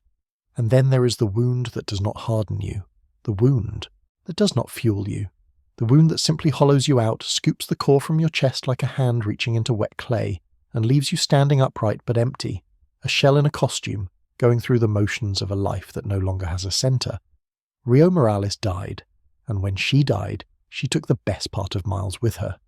The circumstances were cruel in the specific, targeted way that the universe reserves for people who have already suffered enough. It was not a cosmic event. It was not a world-ending catastrophe. It was venom, the symbiote, that recurring nightmare, that black and churning parasite that had already proven its obsessive fixation on Miles, and the Oz-enhanced blood flowing through his veins. The symbiote returned to New York, drawn once again by the genetic signal that Miles could not suppress, could not mask, could not outrun. It came for him. Specifically, deliberately, with the single-minded hunger of an organism that had identified its ideal host and would not be deterred by anything as trivial as the boy's refusal to be consumed. The attack happened in the streets, not on a rooftop, not in some abandoned warehouse conveniently devoid of civilians. In the streets of Brooklyn during daylight, surrounded by people, Commuters, shopkeepers, children walking home from school, the ordinary population of a city that had learned to live in the shadow of superhuman violence the way coastal towns learn to live in the shadow of hurricanes. You cannot predict when they will hit. You can only hope you are not standing in the wrong place when they do. Rio was standing in the wrong place. The battle between Miles and the symbiote was ferocious. The creature had evolved, adapted to Miles's venom strike, developed a partial resistance that made each bioelectric blast less effective than the last. It was learning, growing, becoming something specifically designed to counter the one weapon that had defeated it before. Miles fought with everything he had, but everything was no longer enough. The symbiote was faster, stronger, more aggressive, and it did not tire. Miles did. He was a teenager burning through his reserves at a rate his body could not sustain, each venom strike draining him further, each dodge a fraction slower than the one before. The chaos spread. Buildings cracked. Cars overturned. The perimeter that the police tried to establish collapsed almost immediately. You cannot cordon off a fight between a superpowered teenager and an alien organism that can extend its mass in any direction at any speed. Officers fired weapons that did nothing. Emergency services screamed into radios for backup that could not arrive fast enough. And in the middle of it all, caught in the expanding radius of destruction like a leaf in a whirlpool, was Rio Morales. She had not come looking for the fight. She had been nearby, leaving her shift at the hospital, still in her scrubs, walking toward the subway with a bag over her shoulder and her phone in her hand, probably thinking about dinner, about Miles, about the 1,000 mundane concerns that fill a mother's mind on an ordinary afternoon. And then the street exploded. The ground buckled, the air filled with the screams of the symbiote and the crack of Miles's venom strikes, and the deep structural groaning of a building that was losing its argument with gravity. Rio ran, not away, toward, because she could hear the fighting, and she knew. She knew now, had known since the night she saw her son crawl through his window wearing that suit, that her boy was in the middle of it. Every maternal instinct she possessed, every fibre of a body that had carried Miles for 9 months and nursed him and held him and stayed awake through every fever and every nightmare, propelled her toward the sound of destruction. She was not thinking about safety. She was not thinking about the rational impossibility of a woman in hospital scrubs making a difference in a superhuman battle. She was thinking about her son. Only her son. The bullet came from behind, not from the symbiote, not from a supervillain, from a gun. A standard-issue service weapon carried by a police officer who was firing into the chaos with the panicked, adrenaline-flooded imprecision of a human being confronting something their training had never prepared them for. The officer was not aiming at Rio. The officer was not aiming at anything.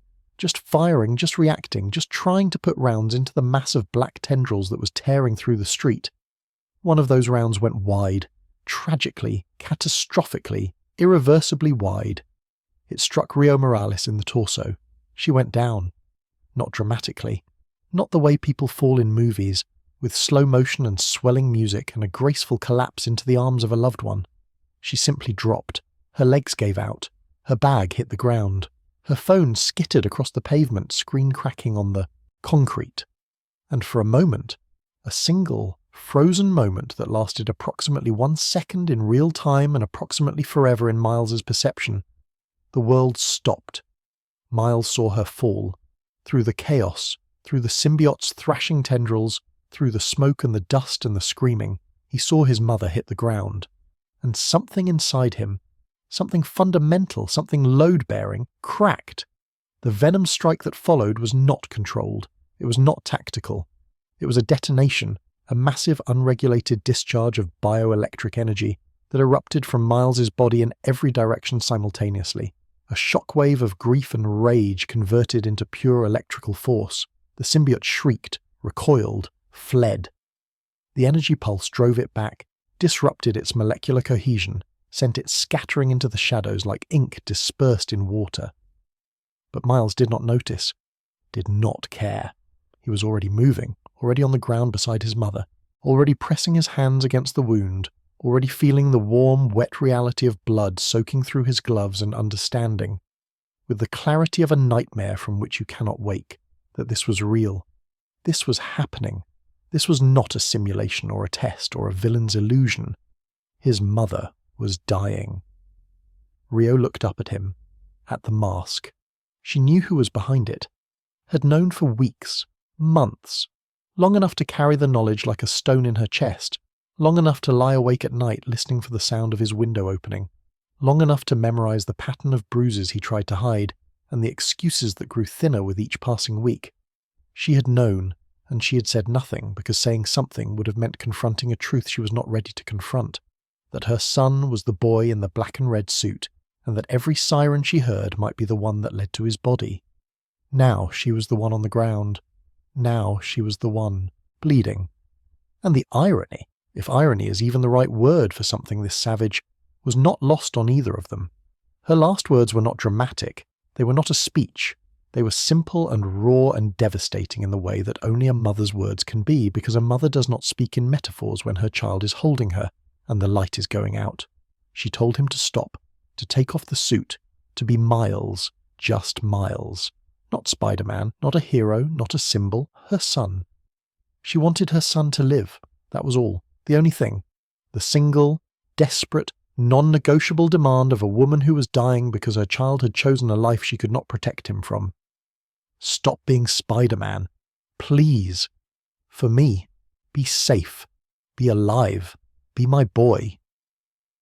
Rio Morales died in her son's arms on a Brooklyn sidewalk, surrounded by rubble and smoke and the wail of sirens that had arrived too late to matter. She was wearing hospital scrubs. Her phone was broken on the pavement 6 feet away. Her bag had spilled open, scattering the small, ordinary contents of a life lived in service to others. A stethoscope, a granola bar, a photograph of Miles at 9 years old, gap-toothed and grinning, tucked into the front pocket like a talisman against the world's cruelty. Miles held her long after the warmth left her body, held her while the police secured the perimeter and the paramedics approached with the careful, practiced movements of people who already know they are too late. Held her while the mask soaked through with tears he could not stop, while the venom strike flickered and died in his fingers like a candle guttering out, while the city of Brooklyn went on around him, loud and alive and indifferent, the way cities always are when someone's world ends on a sidewalk, and the traffic light changes and people keep walking, because what else is there to do? He was 14 years old. He had lost his uncle, he had lost his predecessor, and now he had lost his mother. Miles Morales quit. He quit the way a building collapses, not all at once, but in stages. First the facade cracked, then the supports buckled, then the whole structure came down in a slow, grinding implosion that left nothing but dust and silence where something solid used to stand. He took off the suit, folded it, put it in a box, put the box in the back of his closet, closed the door, and walked away. For 1 full year in the continuity of the Ultimate Universe, there was no Spider-Man in Brooklyn, no figure in black and red swinging between the buildings, no venom strikes lighting up the night, no camouflage shimmer on the rooftops, just absence. A gap in the skyline that people noticed the way you notice a missing tooth. A sudden, uncomfortable void where something familiar used to be. Jefferson was destroyed. The man who had already lost his brother, who had already blamed Spider-Man for Aaron's death, who had already built a fortress of hatred around the masked, vigilante who seemed to orbit every tragedy in the Davis family like a carrion bird, now lost his wife. The 2 pillars of his life taken in the span of months, both connected to the chaos that followed Spider-Man like a shadow. Jefferson's grief was a black hole, dense, lightless, pulling everything around it into a gravity well from which nothing escaped. He drank, he raged. He withdrew from Miles in the very moments when Miles needed him most, because looking at his son meant looking at the life he and Rio had built together, and that life was rubble now. Miles tried to be normal, tried to be the boy his mother had begged him to be with her dying breath. He went to school. He did his homework. He sat in class and stared at whiteboards and pretended that quadratic equations and essay prompts and cafeteria lunch lines constituted a life worth living. He spent time with Genki, faithful, unshakable Genki, who did not push, did not preach, did not try to talk Miles back into the suit. Genki simply existed beside his friend, a steady presence in the wreckage, playing video games and eating terrible food and offering the only comfort that actually works when someone is grieving. Being there. Just being there. But the city did not pause for Miles Morales' grief. Crime did not take a sabbatical out of respect for a dead woman and her broken son. People were still hurting, still being robbed, beaten, terrorized by threats that an ordinary police force was not equipped to handle. The news played on in the background of Miles's attempted normalcy. Reports of escalating violence, of neighborhoods abandoned by oversight, of a city that had grown accustomed to having a Spider-Man and was now learning painfully what life looked like without one. The guilt came back. Of course it did. That old familiar companion, the leaden weight that had first settled into Miles's bones on the night Peter Parker died, the guilt that had driven him to put on the mask in the first place. It whispered to him in the dark. It showed him headlines. It played him the sounds of sirens that he could have chased but didn't, the screams he could have answered but wouldn't, the lives that might have been saved if he had been there, if he had been Spider-Man instead of just Miles. His mother's voice whispered too, "Stop. Be safe. Be my boy."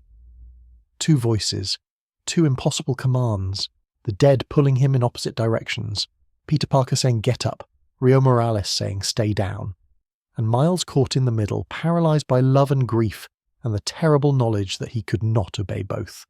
He chose Peter, not because Peter's voice was louder, not because Rio's wish mattered less, but because Miles understood, in the deepest, most painful chamber of his heart, that his mother had died in a world where Spider-Man existed, and that world was still better than a world where Spider-Man did not. That the suit had not killed Rio. A bullet had killed Rio. Chaos had killed Rio. And the suit, the mission, the name, the responsibility, was the only thing standing between that chaos and every other mother in Brooklyn. Miles opened the closet. He opened the box. He pulled out the suit. Wrinkled, dusty, smelling faintly of the last fight, of smoke and symbiote and the copper tang of his mother's blood that no amount of washing would ever fully remove. He put it on, not with joy, not with the electric thrill of a hero reclaiming his destiny, with sorrow, with resignation, with the bone-deep weariness of a boy who has learned that heroism is not a choice you make once, but a wound you choose to reopen every single day, because the alternative, letting it scar over, letting the callus form, letting the world bleed while you stay safe, is worse than the pain. Miles Morales was Spider-Man again, and he would carry his mother's last words with him forever, not as a command he obeyed, but as a prayer he could not answer, a debt he could never repay, a voice in the dark that loved him enough to ask the one thing he could not give. Everything dies. Stars die. Galaxies die.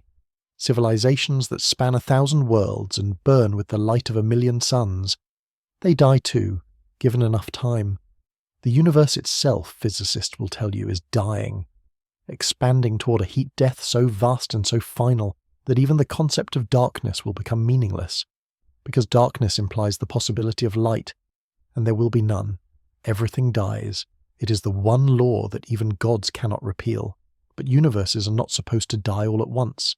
They are not supposed to collide like stones thrown by a careless hand, smashing into each other with a force that annihilates both on impact. They are not supposed to bleed into one another, their skies merging, their earths grinding together like tectonic plates made of reality itself, crushing everything between them, every life, every story, every moment of beauty and horror and meaning, into nothing. And yet that is exactly what was happening.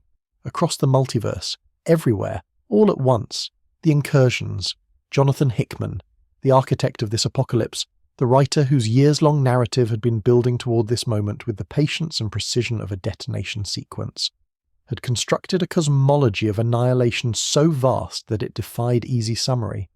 The short version, the multiverse was collapsing. The barrier between realities, the invisible membrane that kept each universe separate, contained, distinct, was failing. And when two universes overlapped, their respective Earths became the point of contact. Two Earths, occupying the same space at the same time. The laws of physics did not permit this. The result was an incursion, a collision that destroyed both Earths and, with them, both universes. Gone, not damaged, not wounded, erased, as though they had never existed at all. It had been happening for months, years in some timelines. universe after universe winking out of existence like candles snuffed by an invisible hand. Entire realities, each one containing its own heroes, its own villains, its own histories and mythologies and children who would never grow up, annihilated in the space between one heartbeat and the next. The heroes of Earth 616, the Illuminati, that secret cabal of the Marvel Universe's most powerful minds, had known about it, had been trying to stop it, had been failing catastrophically and repeatedly, their solutions growing more desperate and more morally compromised with each incursion, until the line between hero and monster had blurred beyond recognition, and now the final incursion was here, the last two universes, the last two Earths. Earth 616, the mainstream Marvel universe, home of the Avengers and the X-Men and every story that had been told for decades, and Earth 1610, the ultimate universe, Miles Morales' universe. The darker, younger, more fragile reality that had been his home since the day a stolen spider bit him in his uncle's apartment. They were going to collide, and when they did, both would die. The lead-up was apocalyptic in the truest sense of the word, not the Hollywood version of apocalypse, with its neat narrative arcs and last-minute saves, but the biblical version. The version where the sky cracks open, and the seals are broken, and there is no cavalry coming because the cavalry died in the last incursion, and the one before that, and the one before that. The heroes of both universes knew what was coming. They had watched it happen to others. They had run out of solutions, out of time, out of the moral flexibility required to do what needed to be done. Some fought. The heroes of Earth 16. 10 and Earth 616 clashed in the space between their converging realities, not out of malice, but out of desperation. Each side knew that the only way to save their universe was to destroy the other Earth before the collision occurred. It was the trolley problem on a cosmic scale. Kill a world to save a world, murder billions to preserve billions, and neither side could bring themselves to do it cleanly. So instead, they fought each other in the gap between realities while the clock ran down and the distance between their Earths shrank to nothing. Miles was there, in the chaos, in the final hours of everything he had ever known. He fought not because he believed he could stop the incursion. No one believed that anymore, not the scientists, not the gods, not the cosmic entities who had watched the multiverse unravel, with expressions that suggested even they were surprised by the scale of the failure. Miles fought because fighting was the only language he had for this, the only response his body knew. When the world ends, you don't sit down, you don't philosophize, you put on the mask and you swing toward the fire and you save whoever you can reach, even if the number you can reach is laughably heartbreakingly small compared to the number you cannot. The collision happened, both Earths, both universes, the sky split, reality folded. And in a moment of destruction so total that human language lacks the vocabulary to describe it, everything Miles Morales had ever known, every street, every building, every face, every memory of Brooklyn and his father and his mother's grave, and Genki's terrible jokes, and the rooftop where Peter Parker told him he was worthy, was obliterated. The ultimate universe died. But death, in the cosmology Jonathan Hickman had constructed, was not the final word. It was merely the prelude to something stranger, Dr. Doom. Victor von Doom, the monarch of Latveria, the armoured tyrant, the man whose intellect and arrogance had always existed in perfect, terrifying balance, had done something unprecedented. In the moments before the final collapse of the multiverse, Doom had seized power from the Beyonders, the omnipotent entities responsible for the incursions in the first place, and used that stolen power to reshape what remained of reality into something new, something his, Battleworld, a patchwork planet, a Frankenstein creation stitched together from the fragments of destroyed universes, each fragment preserved as a domain, a self-contained region with its own geography, its own population, its own rules, all of them subordinate to the will of God, Emperor Doom. Doom had saved reality, or rather Doom had replaced reality with a monument to his own ego, a world where he was worshipped as a deity, where his word was law, where the memory of what came before had been erased from the minds of the survivors who populated his patchwork kingdom. Miles Morales survived, not through power or cunning or any act of heroism, but through the mechanism Hickman had built into the narrative, a life raft. A vessel constructed by the scientists of Earth-616 to carry a handful of survivors through the destruction of the multiverse. A last-ditch ark designed to preserve a seed of humanity, or superhumanity, beyond the end of everything. Miles had made it aboard, along with Peter Parker, along with Reed Richards, along with a small, desperate handful of others who would wake up on Battleworld with their memories intact and the terrible knowledge that everything they had known was gone. Battleworld was a nightmare dressed as a paradise. Doom's domains were varied and vast. Medieval kingdoms beside futuristic cityscapes, zombie wastelands adjacent to utopian gardens, each one a fragment of a dead universe preserved in amber by the will of a god who had decided that order was more important than freedom. Miles navigated this fractured landscape with the disoriented determination of a survivor who has not yet accepted that survival might be worse than the alternative. He fought. He allied with other heroes. He resisted Doom's authority in the small, stubborn ways available to a teenager on a world ruled by an omnipotent dictator. And then came the hamburger. Yes, a hamburger.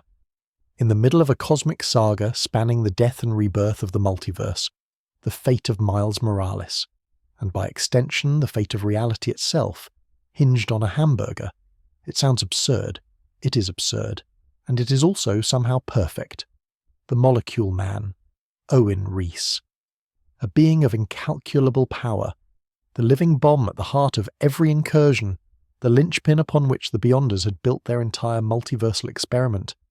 In each universe, there existed a version of the Molecule Man, and each one was a trigger designed to detonate when the incursion occurred, ensuring the destruction of both realities. Doom had gathered the Molecule Men, had used their combined power to fuel his ascension to godhood, and the Prime Molecule Man, the last one, the one who existed at the centre of Battleworld's power structure, was hungry, not metaphorically, literally. Owen Reese, the most powerful being on Battleworld aside from Doom himself, had been trapped in a chamber beneath the surface of the planet for what felt like eternity, and he was hungry. Not for cosmic energy, not for souls or worship or the abstract sustenance of a god, for food, for something real and mundane and human. Miles found him. In the labyrinthine depths beneath Battleworld, following a trail of clues and desperation, Miles Morales stumbled into the chamber of the Molecule Man and found a gaunt, exhausted, desperately lonely being who looked less like a cosmic entity and more like a man who had not eaten in years. And Miles, being the boy from Brooklyn who had learned from his mother that kindness was not a weakness but a weapon, that the smallest gesture of compassion could carry more weight than the most devastating punch, did the only thing that made sense to him.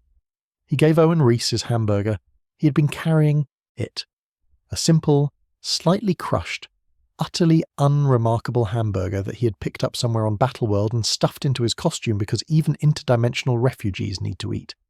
He offered it to the Molecule Man the way you offer food to anyone who is hungry, without ceremony, without expectation, without the calculating awareness that this being could reshape reality with a thought. Owen Reese ate the hamburger, and remembered what it felt like to be treated like a person instead of a weapon. That moment, that absurd, beautiful, profoundly human moment, would determine the fate of everything. When the final battle came, when Reed Richards confronted Doom, when the truth of Battleworld's construction was laid bare, when the stolen power of the Beyonders was wrested from Doom's grasp and returned to the being who had been its unwilling vessel, the Molecule Man made a choice. He chose to rebuild reality, not as Doom had built it, not as a monument to ego, not as a prison disguised as a paradise, but as something closer to what had existed before, a real universe, a living universe, imperfect and chaotic and free. And he remembered Miles, remembered the boy who had given him a hamburger when he was hungry, remembered the kindness, and in the act of rebuilding reality, of weaving the fabric of a new universe from the threads of the old, Owen Reese made a decision that would change Miles Morales' life more profoundly than any spider bite ever had. He brought them over, Miles, his father, his mother, Ganke. The people Miles loved, the people who had existed in the Ultimate Universe and died when it died, were transplanted into the new, rebuilt, primary Marvel Universe. Earth 616, the main continuity, the big stage, and Rio Morales was alive, breathing, whole. The woman who had died in Miles's arms on a Brooklyn sidewalk, who had begged him to stop being Spider-Man with her last breath, whose absence had hollowed him out and driven him to quit and then driven him back again. She was alive, standing in their apartment, making dinner, calling his name. As though the death had never happened, as though the grief that had redefined Miles's entire existence had been erased, not healed, not processed, but simply removed, like a page torn from a book. The memories were altered. Jefferson did not remember the ultimate universe. Rio did not remember dying. The seams of the transplant were invisible to everyone except Miles, who remembered everything, every death, every battle, every incursion, every moment of battle world, every second of holding his mother's body on that Brooklyn sidewalk. He alone carried the full weight of what had been lost and what had been returned. The cost was invisible, but immense. The ultimate universe, Miles's universe, the place where he was born, where he grew up, where he became Spider-Man, was gone. Not rebuilt, not restored, gone. Every person who had not been transplanted, every hero and villain and civilian who had lived and died in Earth 1610 was erased. Miles had his family back. He had his best friend back. He had a second chance at a life that the multiverse had tried to take from him. But the universe that made him, the streets, the skyline, the specific quality of light on a Brooklyn afternoon in a reality that no longer existed, that was the price. And it was a price that could never be refunded, never be undone, never be fully grieved, because how do you mourn a universe? How do you hold a funeral for a reality? There is no casket large enough. There is no cemetery that can contain it. You simply carry it. The knowledge that your entire world is gone, and you're the only one who remembers it existed. Miles Morales stood in the rebuilt Marvel universe, in a Brooklyn that looked like his Brooklyn but was not, in an apartment that felt like his apartment but was not, beside a mother who was his mother, but also was not, because the woman standing in the kitchen had not lived through the things that the woman who died on the sidewalk had lived through, and he breathed. He had survived the end of everything. He had been given a miracle, the one miracle he would have traded every other power for. His mother, alive, warm, real. And all it cost was a universe, a hamburger, and the knowledge that the boy who walked into the final incursion and the boy who walked out of the rebuilt reality were not quite the same person. The ultimate universe was dead. Long live Spider-Man. Miles Morales woke up in a world that was not his own, and was, simultaneously, the only world that existed. The distinction mattered. In every universe Miles had ever known, in every street he had swung through, every rooftop he had perched on, every corner of Brooklyn he had mapped with the intimate precision of a boy who navigated his borough by webline instead of subway, there had been an underlying certainty. This is my world. These are my streets. This reality, however dark, however dangerous, however scarred by loss and violence and the relentless appetite of gods and monsters, is mine. I belong here. The ground beneath me is the ground I was born on. That certainty was gone, replaced by something subtler and more disorienting, a world that looked right, that felt almost right, that matched his memories in 1,000 surface-level details, while diverging in 1,000 others that he could not always articulate but could always sense. The bodega on the corner had the same awning but different name. The subway station played the same announcement, but in a slightly different cadence. The skyline, that jagged luminous signature that every New Yorker carries in their mind like a fingerprint, was close but not identical. Buildings that should have been there were not. Buildings that should not have been there were. It was like living inside a cover version of a song you had memorized in the original. Every note was present. The melody was intact. But the voice was different, and the difference was enough to make you ache for something you could not get back. Miles told no one. Who would he tell? His father did not remember the ultimate universe. His mother, alive, impossibly alive, miraculously alive, had no memory of dying on a Brooklyn sidewalk with a bullet in her torso and her son's tears soaking through a mask she had never seen. The transplant had been seamless for everyone except Miles. They lived in this reality the way fish live in water, unaware of the medium, incapable of imagining an alternative. Only Miles carried the double vision, Only Miles looked at his mother across the dinner table and saw two women superimposed. The one who was here and the one who had died, the one who was laughing and the one whose last words had been a plea for him to stop. He did not stop, could not stop. The suit came with him through the reconstruction of reality, the black and red, the spider emblem, the identity that had been forged in a universe that no longer existed. And in this new world, that identity came with a complication that the Ultimate Universe had never presented. There was already a Spider-Man here. Peter Parker, alive, adult, active.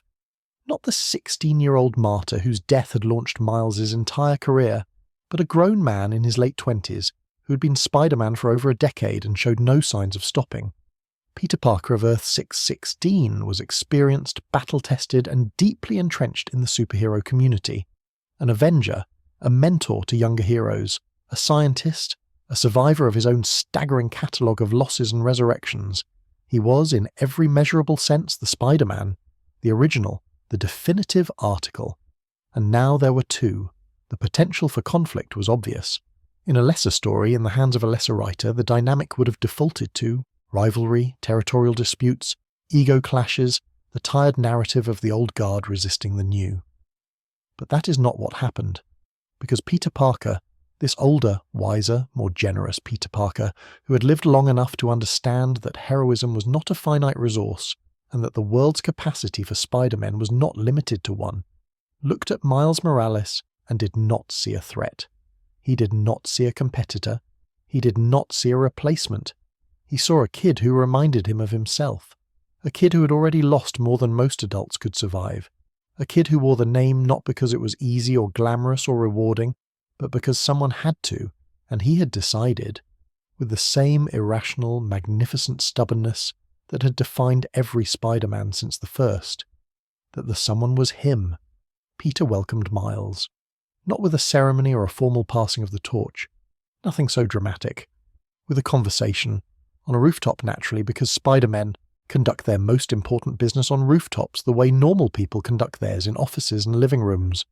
Peter told Miles something simple and profound, something that cut through the noise and the doubt and the imposter syndrome that had been gnawing at Miles since the moment he woke up in a world with an existing Spider-Man. New York is big enough for both of us.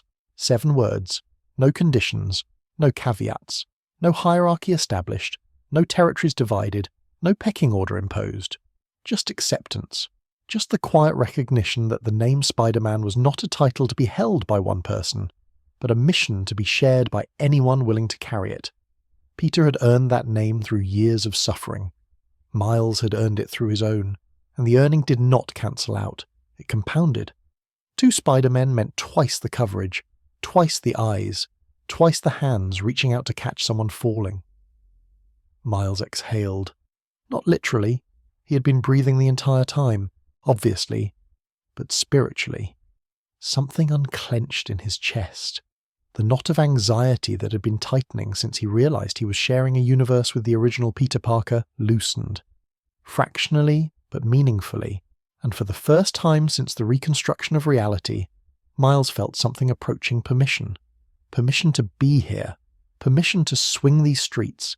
Permission to wear the black and red in a world where the red and blue already had a champion. He enrolled in school.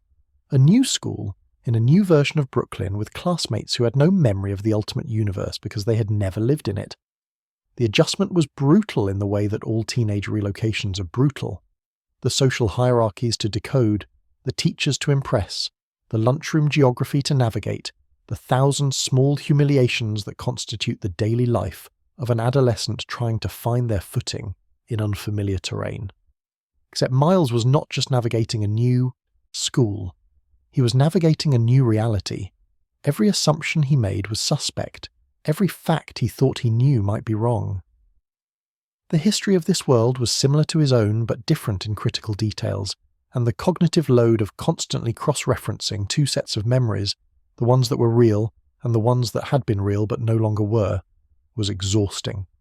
Ganke was there, faithful, indispensable Ganke Lee, transplanted alongside Miles by the Molecule Man's act of cosmic gratitude, carrying the same altered memories as everyone else, but still, fundamentally, the same person, the same loyalty, the same enthusiasm, the same unshakable belief that his best friend was a superhero and that this was, objectively, the coolest thing that had ever happened to anyone.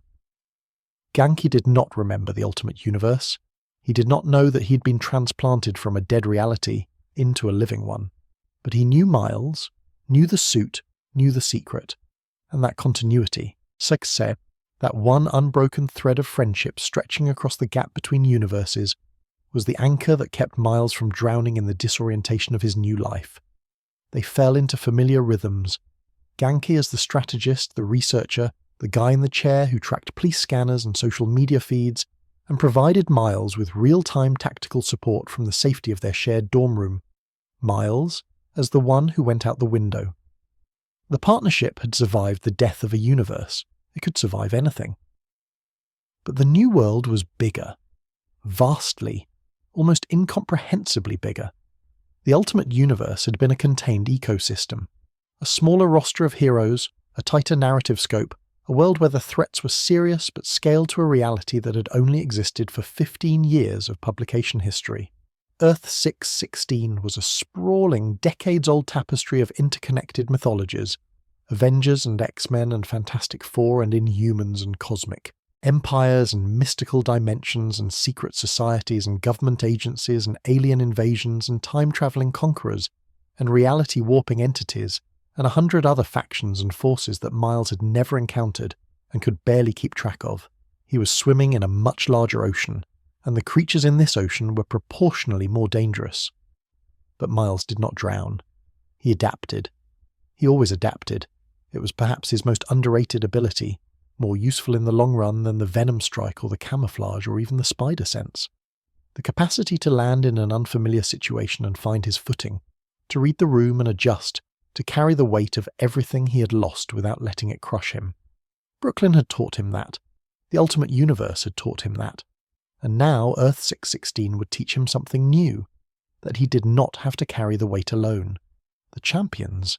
It started with Kamala Khan, Ms. Marvel, a teenage Inhuman from Jersey City who could reshape her body at will and who had built her entire heroic identity on the foundation of idealism. Not the naive, untested idealism of someone who had never been hurt, but the fierce, deliberate idealism of someone who had seen the worst and chosen to believe in the best anyway. Kamala looked at the adult superhero community, the Avengers, the established guard, and saw something that troubled her. Collateral damage, civilian casualties, the casual destruction of neighborhoods and livelihoods in the pursuit of victory. The adults fought the big fights and won the big battles and left the small people to clean up the wreckage, and Kamala thought, with the righteous fury of a teenager who has not yet learned to accept the unacceptable, that there had to be a better way. She found allies, Sam Alexander, Nova, a teenage boy wielding a helmet of cosmic power that connected him to an intergalactic peacekeeping force. Amadeus Cho, the totally awesome Hulk, a Korean-American super genius who had absorbed the Hulk's power and was determined to prove that the monster could be a hero. Viv Vision, the synthetic daughter of the Vision, an artificial being grappling with questions of identity and humanity that mirrored Miles's own. And Miles himself, Spider-Man, the kid from Brooklyn by way of a dead universe, carrying more loss in his 15-year-old heart than most of his teammates would accumulate in a lifetime. Together, they formed the Champions, and the Champions were different. Not different in the superficial way that every new superhero team claims to be different. Different costumes, different roster, same fundamental approach to problem-solving through punching. The Champions were philosophically different. They believed in accountability, in compassion, in the radical, almost subversive idea that heroism should not be measured by how spectacular the victory was, but by how few people got hurt along the way. They intervened in natural disasters and humanitarian crises, not just supervillain attacks. They helped rebuild the communities they fought in, not just saved them. They listened to the people they were protecting, instead of simply telling them to stand back and let the capes handle it. Miles was the heart of the team, not the leader. That role shifted depending on the situation, the Champions operating more as a collective than a hierarchy, but the emotional centre, the conscience, the one who, in the heat of a conflict, would pause and ask the question that the adrenaline and the chaos wanted everyone to forget. Are we doing this right? Is there a better way? Are we helping? Or are we just fighting? It was his mother's voice coming through. Rio's influence, her compassion, her insistence on treating every patient as a person and not a problem, her belief that caring for others was not a weakness but the whole point, had been woven into Miles's moral code so deeply that even the death and resurrection and universal transplant could not dislodge it. When Miles stood in front of a frightened civilian and spoke to them with gentleness instead of authority, that was Rio. When he de-escalated a confrontation that his teammates wanted to solve with force, that was Rio. When he sat with a scared kid in the rubble of a building and told them it was going to be okay, not because he knew it was true, but because someone needed to say it, that was Rio Morales speaking through her son's mask. The champions gave Miles something he had never had before. Peers. Not mentors like Nick Fury or Peter Parker, not sidekicks or support staff, equals. Other teenagers carrying impossible burdens, navigating the same absurd contradiction of homework and heroism, trying to build a better world while simultaneously trying to pass chemistry. For the first time in his career as Spider-Man, Miles was not alone on the front lines. He had a team. He had friends who understood, really understood, not just intellectually but experientially, what it meant to be young and powerful and terrified and responsible all at once. The loneliness that had been his constant companion since the night Peter Parker died in Queens. That bone-deep isolation of being the only person who knew the truth, the only person carrying the secret, the only person swinging through the dark with nothing but a mask and a promise, began, slowly and imperfectly, to lift. Miles Morales was finding his place, not in the shadow of Peter Parker, not in the ghost of the Ultimate Universe, in the light of a new world surrounded by new allies, carrying old wounds that were finally beginning to heal. He was still Spider-Man. He would always be Spider-Man. But now he was also a champion, a teammate, a friend, a son, again, to a mother who did not know she had been resurrected but loved him with the same fierce, unconditional totality that transcended the boundaries between realities. Brooklyn was different. The world was different. Miles was different. But the mask still fit. And the mission, the old mission, the eternal mission, the one that had been passed from Peter to Miles like a torch thrown across the void between dying universes, still burned. The lie lived in the house like a third parent. It sat at the dinner table between Miles and Jefferson, invisible but occupying space, displacing the air, making every conversation a negotiation between what was true and what could be spoken. It slept in Miles's closet, folded inside a box that contained the black and red suit and the web shooters and the weight of a double life that grew heavier with every passing week. It hid behind every excuse Miles invented for the bruises, the absences, the phone calls he took in whispered urgency, behind locked bathroom doors. It was the silence between father and son, not the comfortable silence of two people who understand each other, but the taut, electric silence of two people standing on opposite sides of a truth that would detonate the moment someone said it aloud. Jefferson Davis did not know his son was Spider-Man, and that unknowing was, in its own way, a kind of violence, a sustained assault on the trust between them that Miles committed every single day by walking out the door with a secret sewn into the lining of his jacket. In the reconstructed reality of Earth 616, Jefferson's history had been rewritten. The broad strokes remained, the criminal past, the Reformation, the career in law enforcement, but the details had shifted in ways that reflected the new universe's continuity. Jefferson had been a SHIELD operative, undercover work, deep cover assignments that placed him inside criminal organizations for months at a time, living and breathing the lie until the line between the man and the cover became so thin that even Jefferson was not always sure which side he was standing on. He had done things in those years that he did not speak of, things sanctioned by an agency that understood the mathematics of moral compromise and had decided, on Jefferson's behalf, that the ends justified the means. Aaron had been part of that world too. In this new reality, the Davis brothers' shared history retained its essential shape. Jefferson the one who turned toward the law, Aaron the one who turned away. But the texture was different. The memories had been smoothed by the Molecule Man's reconstruction, the sharpest edges filed down.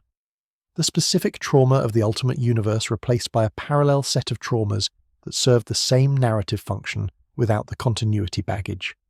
Jefferson still mistrusted vigilantes, still carried the instinctive bone-deep hostility toward masked figures operating outside institutional authority, still believed, with the convert's fervour, that the system, flawed, compromised, imperfect as it was, represented the only legitimate path to justice, and he still hated Spider-Man. Not the original, not Peter Parker, whom Jefferson grudgingly respected the way one respects a force of nature that happens to be on your side. The other one, the one in black and red who swung through Brooklyn like he owned it, who attracted chaos the way a lightning rod attracts storms, who seemed to be at the center of every explosion and every crisis that disrupted the fragile order Jefferson had spent his entire adult life trying to build. The irony was exquisite and horrible. Jefferson hated what his son was, hated the mask, the mission, the reckless disregard for personal safety that he interpreted as arrogance, but was actually desperation. And Miles, who loved his father with the complicated, frustrated, yearning love of a teenager who cannot make himself understood, absorbed that hatred in silence. Every time Jefferson railed against Spider-Man at the dinner table, every time he gestured at the television screen showing footage of the latest battle and muttered about vigilante menaces and costume freaks who thought they were above the law, Miles felt the words land in his chest like stones dropped into still water. Each one sent ripples through the already fractured relationship. Each one widened the distance between father and son by another imperceptible but irreversible increment. Rio saw it. Of course she did. Mothers see everything, especially the things their families are trying to hide. She did not know the specific secret, not at first, but she knew that something was wrong, knew that the silences between Miles and Jefferson were growing longer and more charged, knew that her son was carrying something that was bending him, slowly and visibly under its weight. She tried to bridge the gap, gentle questions over breakfast, quiet conversations in the car, the 1,000 small maternal interventions that are invisible when they work and heartbreaking when they don't. Miles deflected, Jefferson deflected, and Rio was left standing in the middle of a minefield, knowing the explosives were there but unable to see them. The revelation, when it came, was not a single moment. It was a cascade, a series of escalating incidents that stripped away the layers of deception until the truth stood naked and undeniable in the middle of the Davis household, like a wound that had finally broken through the skin. It started with suspicion. Jefferson, trained by years of undercover work to read people the way a linguist reads text, began noticing patterns. Miles's absences coincided too precisely with Spider-Man's appearances. The bruises matched the kind of impacts a human body sustains in superhuman combat, not the random scrapes of a clumsy teenager, but the specific patterned trauma of someone who had been thrown into walls and hit by things moving at velocities that fists alone could not achieve. The excuses were getting thinner, the lies were getting clumsier, and Jefferson, who had built a career on detecting deception, was running out of reasons to look away. He followed his son, not as a father, as an operative. The skills he had honed during his SHGELD years, the surveillance techniques, the patience and discipline required to track a target without being detected, he turned all of it on his own child, and what he found confirmed everything he had been afraid to suspect. Miles was Spider-Man. The confrontation that followed was not a conversation. It was a detonation. Years of compressed fear, rage, grief, and betrayal exploding outward from Jefferson Davis in a blast radius that engulfed the entire family. He screamed. Not the performative anger of a parent disciplining a child, but the ragged, uncontrolled howling of a man who has just discovered that the thing he hated most in the world, the masked vigilante, the costumed recklessness, the symbol of everything lawless and unaccountable, was his son, his boy, the child. He had sacrificed everything to protect. The accusation was total. Jefferson accused Miles of lying, of betrayal, of putting the family at risk, of putting Rio at risk, though in this reality Jefferson did not remember that Rio had already died once because of Spider-Man's world. He accused Miles of being reckless, selfish, arrogant. He accused him of throwing away everything Jefferson had built, the clean life, the legitimate path, the future that was supposed to be better than the past. He accused Miles of being like Aaron. That last one landed hardest, not because it was true, it was not in the way Jefferson meant it, but because it echoed. You're just like me. Aaron's dying words, the ghost that Miles carried in the hollow of his chest, the whispered curse that surfaced every time he doubted himself. And now, his own father, unknowingly, had reached for the same weapon, the same accusation, the same genetic determinism that said the Davis blood was poison and everything Miles built on top of it was a house of cards waiting for the wind. Miles did not scream back. That was the thing that broke the scene open, the thing that turned it from an argument into something raw and more devastating. Miles stood in the living room of their apartment with his hands at his sides and his jaw clenched and his eyes burning, and he did not raise his voice. He told Jefferson the truth, all of it, the spider, the bite, Peter Parker's death, the guilt, Uncle Aaron, the real Uncle Aaron, the one Jefferson remembered differently, but Miles remembered exactly, the suit, the battles, the losses, the universe that had died, and the miracle that had brought them here. He told his father about Rio's death, the original death, the one that happened in the ultimate universe, on a Brooklyn sidewalk, with a police bullet, and a mother's last words begging her son to stop. He told Jefferson that Rio had died because of the chaos that surrounded Spider-Man, and that the only reason she was alive now, standing in the kitchen doorway with her hand pressed to her mouth and tears streaming silently down her face, was because a cosmic entity had rewritten reality as a favour. Jefferson listened. The anger did not leave his face. It shifted, mutated, became something more complex and more painful. Because the narrative Miles was describing was not the narrative of a reckless child playing dress-up. It was the narrative of a boy who had been broken, repeatedly and systematically, by a burden he had never asked for and could not put down. A boy who had watched his uncle die, who had watched his mother die, who had watched his entire universe die, and who had kept going, kept getting up, kept putting on the mask, kept swinging into the fire. Not because he wanted to, but because the alternative was to let other people's mothers die on other sidewalks. Jefferson did not forgive Miles that night. Forgiveness implies a resolution, a clean line, drawn beneath the past, and there was nothing clean about this. What happened instead was slower and harder and more honest, a reckoning, a painful, incremental process of two people learning to see each other as they actually were, rather than as the projections they had been maintaining for years. Jefferson saw his son, not the obedient student, not the future he had designed, but the real Miles, the Spider-Man, the boy who carried scars that no father should have to look at, and wounds that no father could heal. And Miles saw his father, not the rigid authoritarian, not the system's enforcer, but a man who was terrified of losing the last person he had left, terrified that the mask would take his son the way it had taken, in Jefferson's reconstructed memory, countless so many others. The acceptance came in stages, not a single moment of embrace and reconciliation, but a series of small, difficult concessions. Jefferson stopped railing against Spider-Man at the dinner table. He started asking, stiffly, awkwardly, with the visible discomfort of a man engaging with a reality he wished did not exist, about Miles's patrols. Were there injuries? Did he need medical attention? Was anyone helping him, or was he doing this alone? The questions were clinical at first, almost interrogative, the language of a former operative debriefing an asset. But over time, the clinical edge softened. The questions became a father's questions. Not how did the mission go, but are you okay? Not what was the threat assessment, but did you eat dinner? Rio's reckoning was different. Quieter, but no less seismic.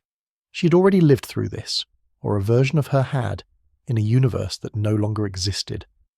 The Rio Morales standing in the kitchen doorway, hearing for the first time that her son risked his life every night in a mask, was experiencing a grief that her ultimate counterpart had already processed and died carrying. But this Rio was alive. This Rio had the chance to do what the other Rio never could. Stay, and be frightened, and be furious, and be proud, and be present. Stay and watch her son walk out the door into danger and be there when he came back. The family was not healed. Healing implies a return to a previous state, and there was no previous state to return to.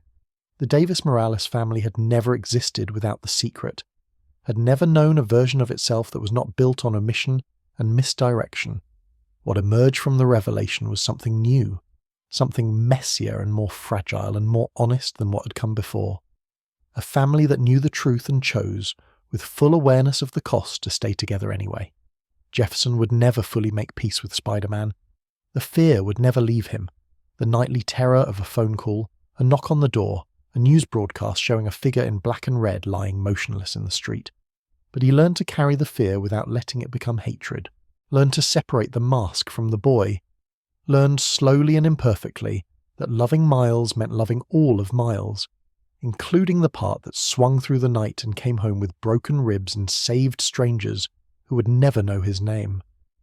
And Miles learned something too.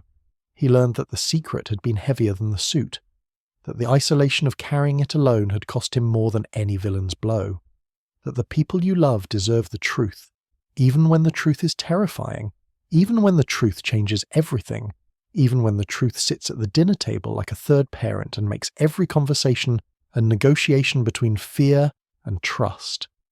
The lie was gone. The family remained. Fractured, rearranged, held together by a love that was stronger than the forces that should have destroyed it. It was not a happy ending. It was something better. It was a real one.